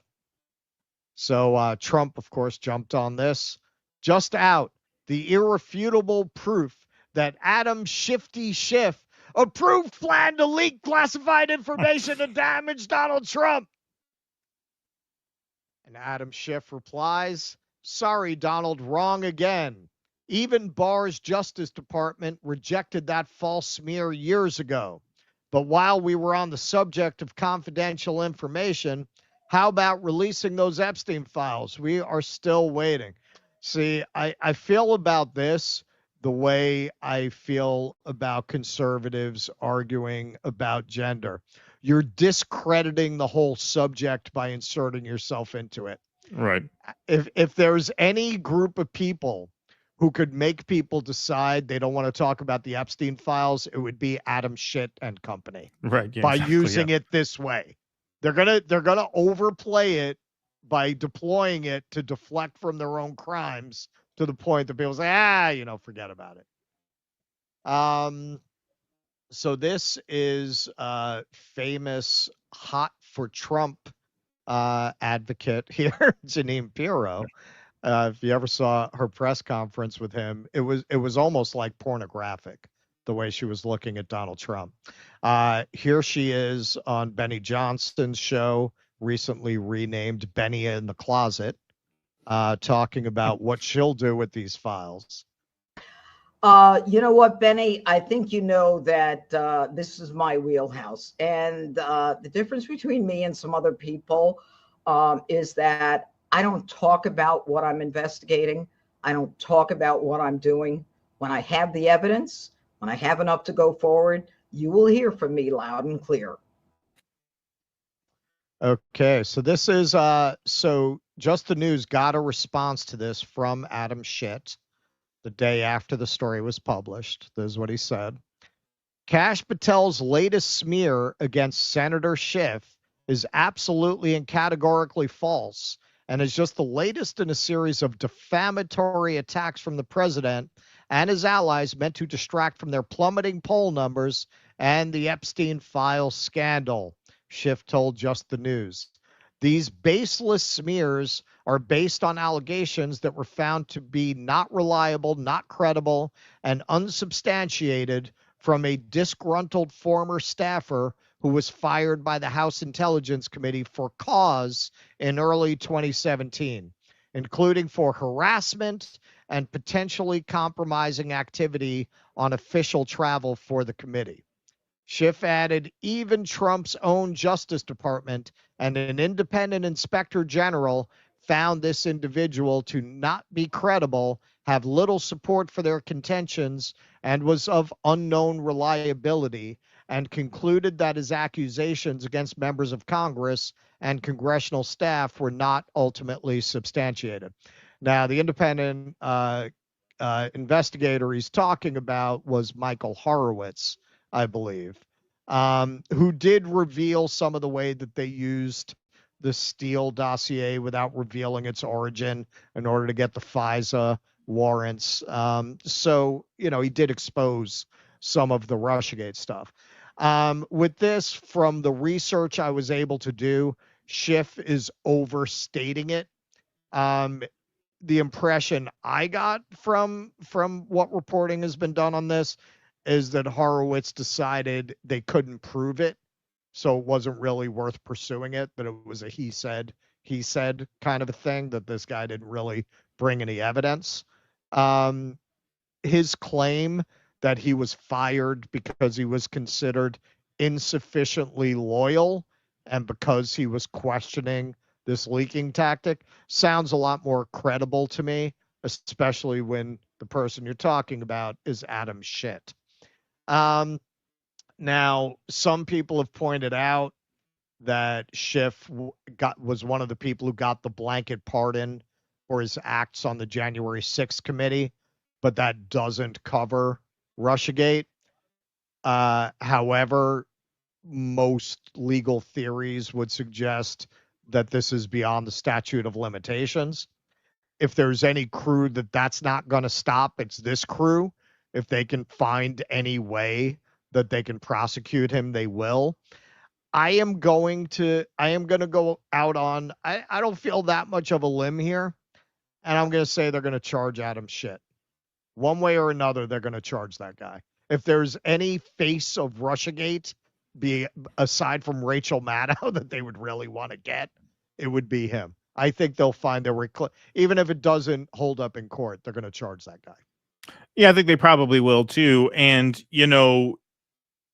when it comes to guys like Schiff and, even people higher up who you probably don't have anything on, right? If by going after his political opponents, you meant, finding out exactly what these people knew and what they lied about and how they sought to undermine not just Donald Trump, but U.S.-Russia relations. Like, I don't think most people would have an issue with that. I don't think most people would have an issue with, hey, you know what? If you're going to drain the swamp and actually hold some of these criminals feet to the fire for their crimes, then I think people would be, for the most part, on board with that. You know, it would taste little sweeter. Well, yeah, it would taste a little sweeter if while doing that, you actually ended the Ukraine war, which you promised to do. You actually ended the Gaza genocide. You actually respected the free speech rights of students to criticize Israel if they want without locking them in ICE jail for 104 days. If you actually kept your promise not to gut Medicare, Medicaid, and the social safety net, if you actually weren't federalizing city police forces, like if you weren't doing all of these things and just going after these people, I don't think most people would have any real issue with it. And I think people would probably welcome it. You'd have a lot more people on your side because it would actually take on the character of a legitimate anti-corruption crusade. Exactly. But when you run the administration the way it's been run, this just plays as more self-serving. And it's not to say that there aren't legitimate cases against some of these people. I think there probably is a legitimate case against Adam Schiff, right? Politically, it's really difficult, even as someone who is, you know, generally sympathetic to all the points, it's hard to really rally behind it. Yeah. Because what is it in service of? Right. Yeah. Right. You're just, and we saw this very early on.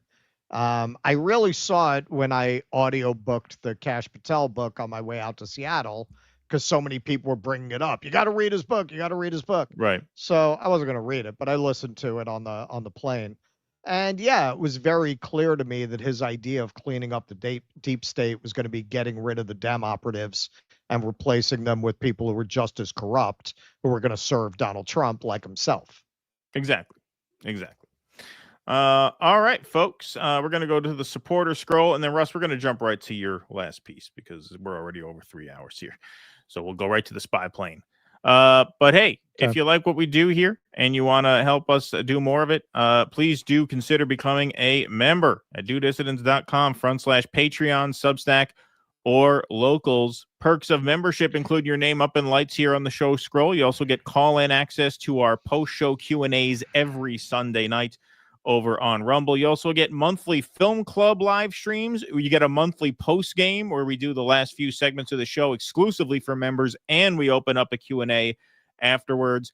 Also, this month is a good month to join because we are going to be posting a lot of member exclusive content from the road in St. Louis, where we will be starting a week from tomorrow for production on our Uhuru documentary. We are very excited about that, and that was made possible by our Give, Send, Go donors and our members, because you have to have some stability in the project to be able to do a thing like this. And so our members are, of course, the backbone of the show.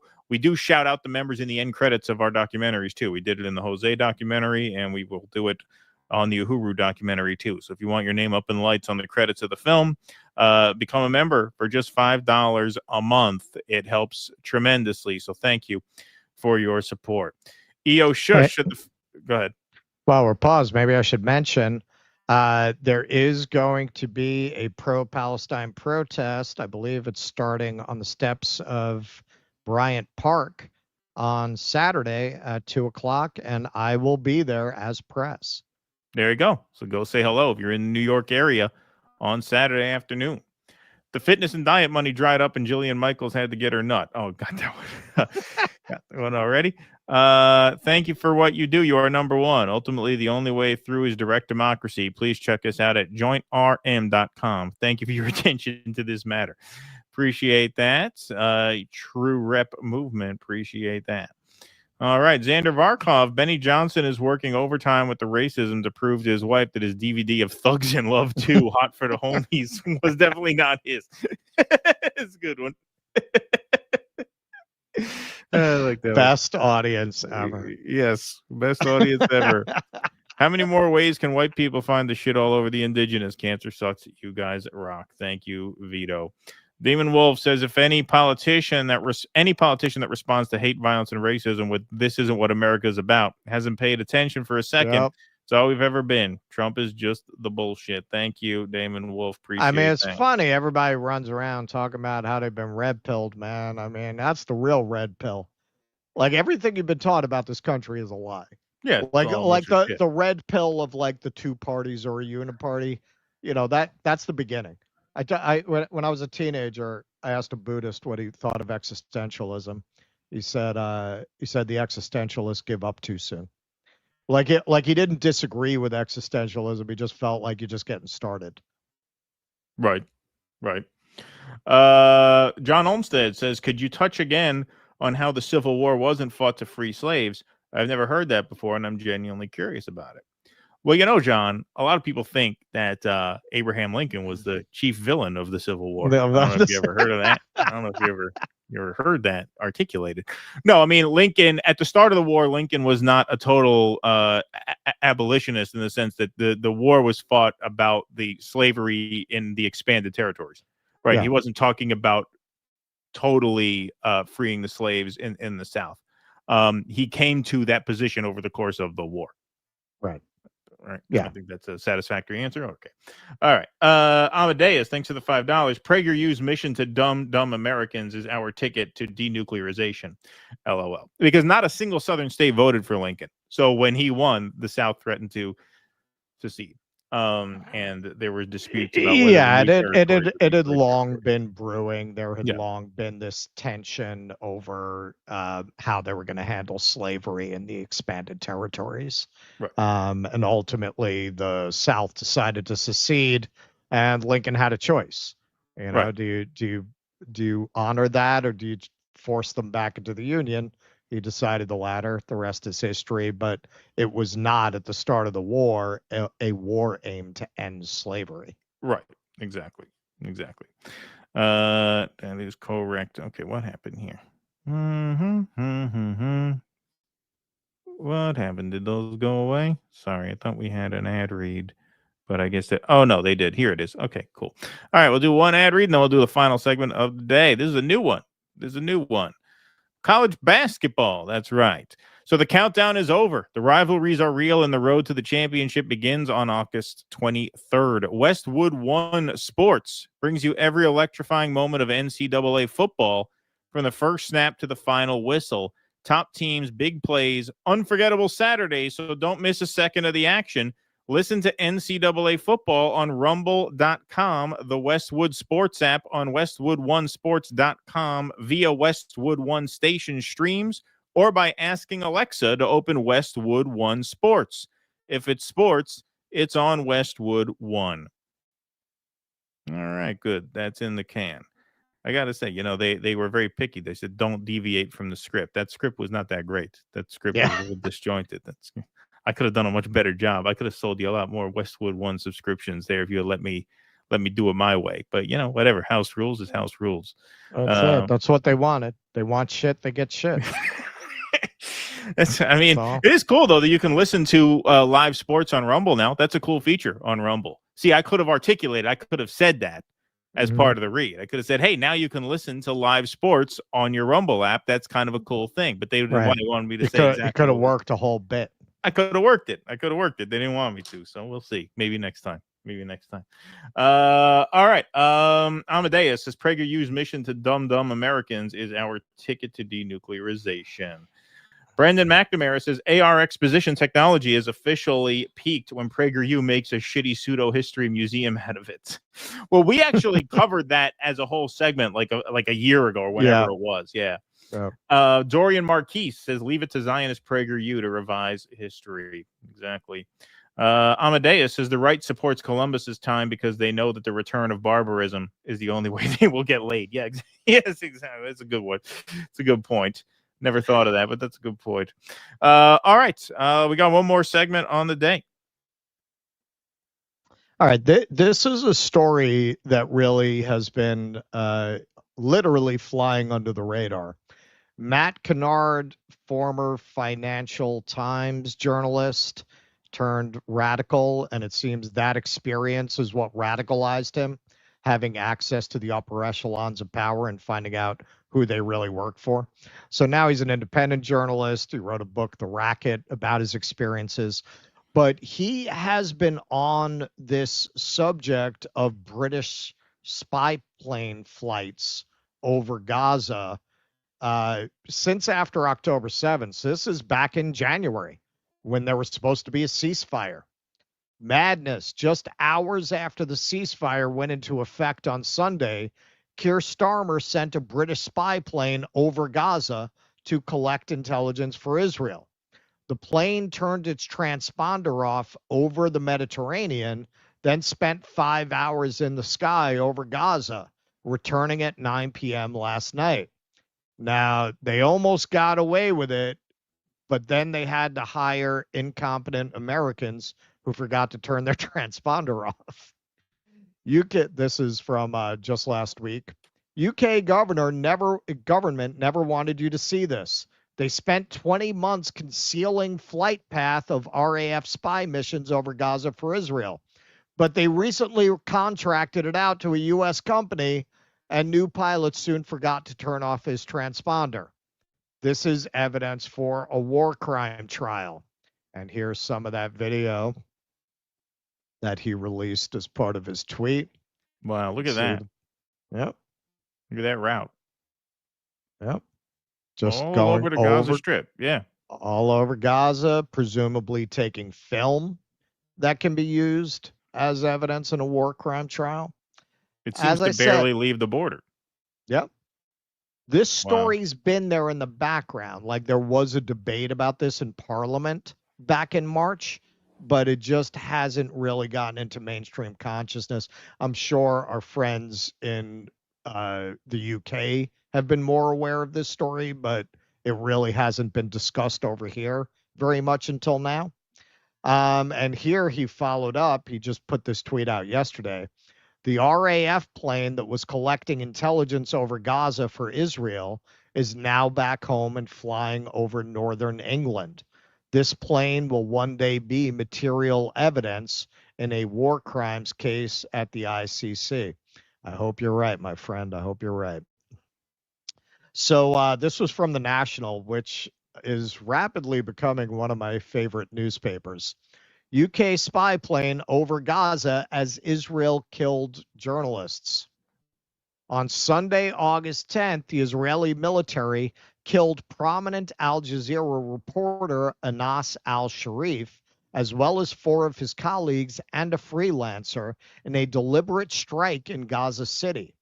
Israel later claimed that al-Sharif had been a leading member of Hamas, but the allegation was widely contested, with Al Jazeera calling it a, quote, desperate attempt to silence the voices exposing the impending seizure and occupation of Gaza. The Guardian reported that the strike, which killed al-Sharif and his colleagues, happened at 11:22 p.m., quoting Palestinian reporter Wadi Abu al-Saud. Flight radar data showed that a spy plane registered under the code N6147U was active at the RAF Akrotiri base in Cyprus 2 hours earlier. There is no flight path available, suggesting the plane's transponder was then turned off. This has been standard practice during spy missions over Palestine. So by that time, they remembered to start shutting off the transponder again. He actually said that after he submitted some questions about the plane, that alerted them and they started shutting off the transponder. I mean, really, far be it from me. We're a couple of we're a college dropout and a high school dropout.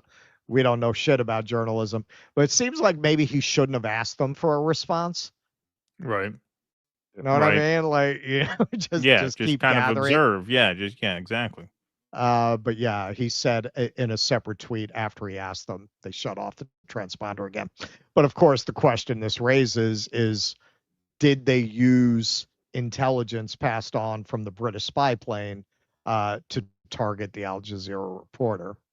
Now, this has come up before. Actually, the Middle Eastern Eye confronted them about whether they had been complicit in the killing of 9 British aid workers in conjunction with this plane. In April, the Times reported that the UK government had admitted to holding information gathered from a spy plane over Gaza on the day that an Israeli airstrike killed British aid workers. However, the Ministry of Defense refused to release it. After the killing of al-Sharif, the UK's National Union of Journalists asked the Labour government to back an ICC investigation into Israel's targeting of media workers. So a lot of the pressure on them now is they have admitted that they have a lot of film of what's going on the ground in Gaza. This is probably material evidence of war crimes. So here's a little bit of what he had to say about this.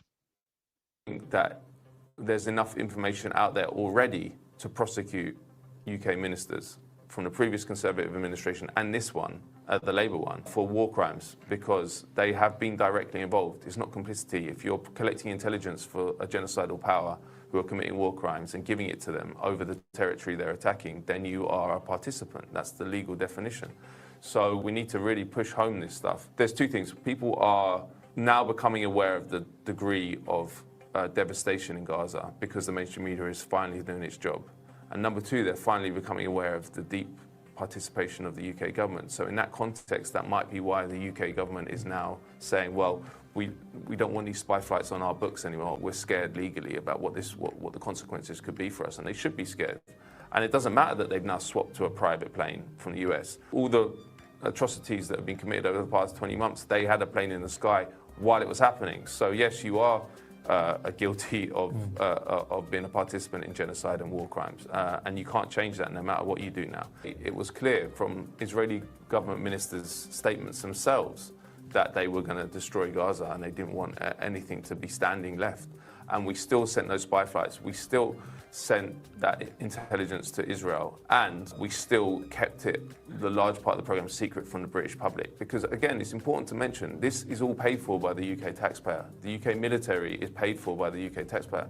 So we're paying for all this. In UK service, they're called Shadow R1s. It's quite small, but it can collect intelligence in real time and impart that intelligence to the ground in real time. It's got infrared sensors, electro-optical sensors, so you can get real granular detail of what's happening on the ground in Gaza, down to find apartment blocks, to streets, to people's movements on the ground. So that it's very, very sophisticated technology. I think that if we had the flight path for the whole of the 20 months, we'd find out that it was doing all sorts of reconnaissance work for the Israelis outside of what they tell us, which is hostage rescue.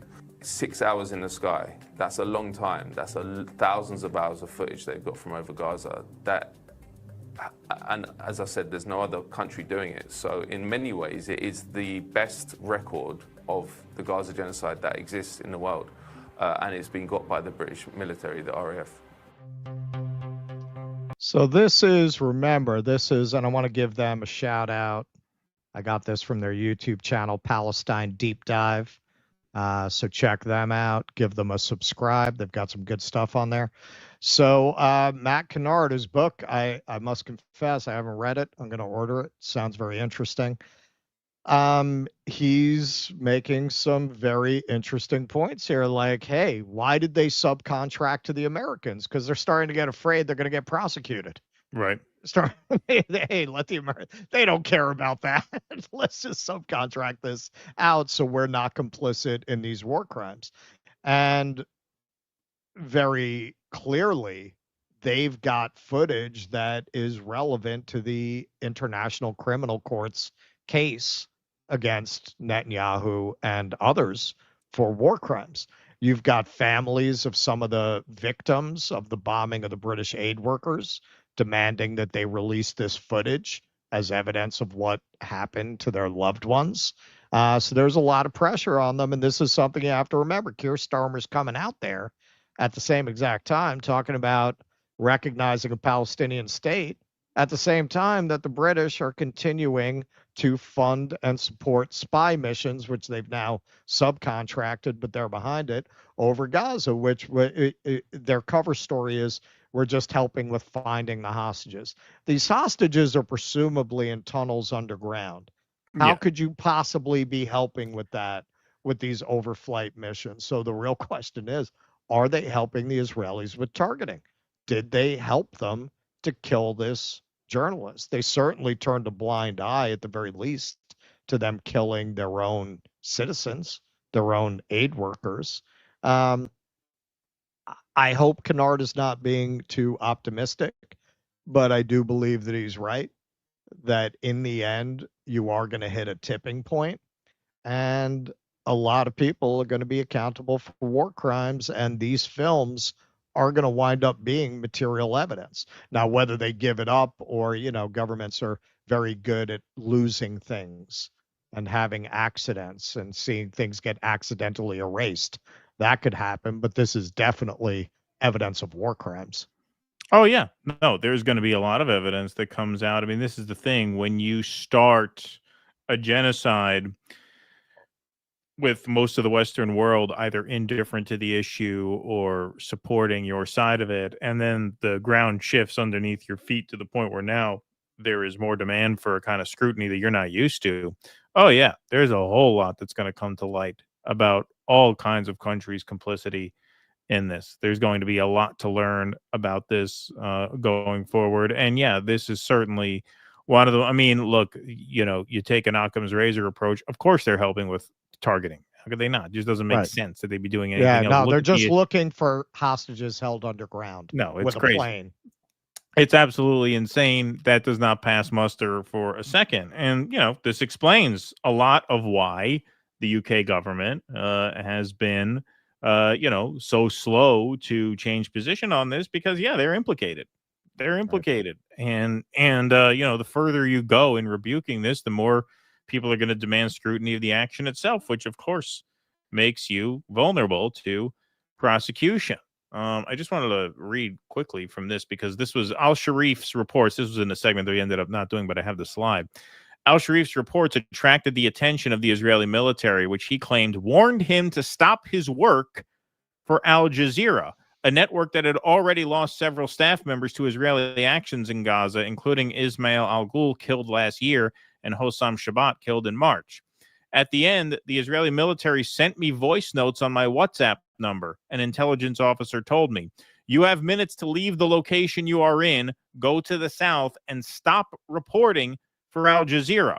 I was reporting from a hospital live. Okay. It's very similar to what they did in Iran. Yes. And that, to me, is proof that the IDF knew he was actually not a combatant, because they don't warn combatants they're going to strike. They kill combatants. That's the whole thing. Remember at the beginning? Well, we warned the civilians to evacuate because there are combatants there, right? So if he were an actual combatant, why would they be warning him to leave before they strike a place? And why would they be insisting that he stop reporting? If he were an actual militant, they would just take him out. They would just take him out. So they're lying. They're obviously, it was obvious to everybody that they're lying. So, if the English military, the British military, is implicated in this, then absolutely, that is explicit, hard evidence of war crimes. So good for Matt Kennard. Maybe we can get him on the show. Actually, I'm going to add him to our solicitation list. He's a pretty prominent Julian Assange activist. I'm almost positive he was at the Day X hearings. Was he? So I'm sure we could probably get in touch. That can't be too hard, I don't think. So hopefully, we could work that out. All right. Well, let's take the rest of these chats and Rumble rants before we close the lights on today's stream. Mark Pugliese says, Russ, the transatlantic slavery was the first capitalist-inspired form. They discovered it was more economical to work a slave to death over a certain period of time and buy a new one. All right. Thank you.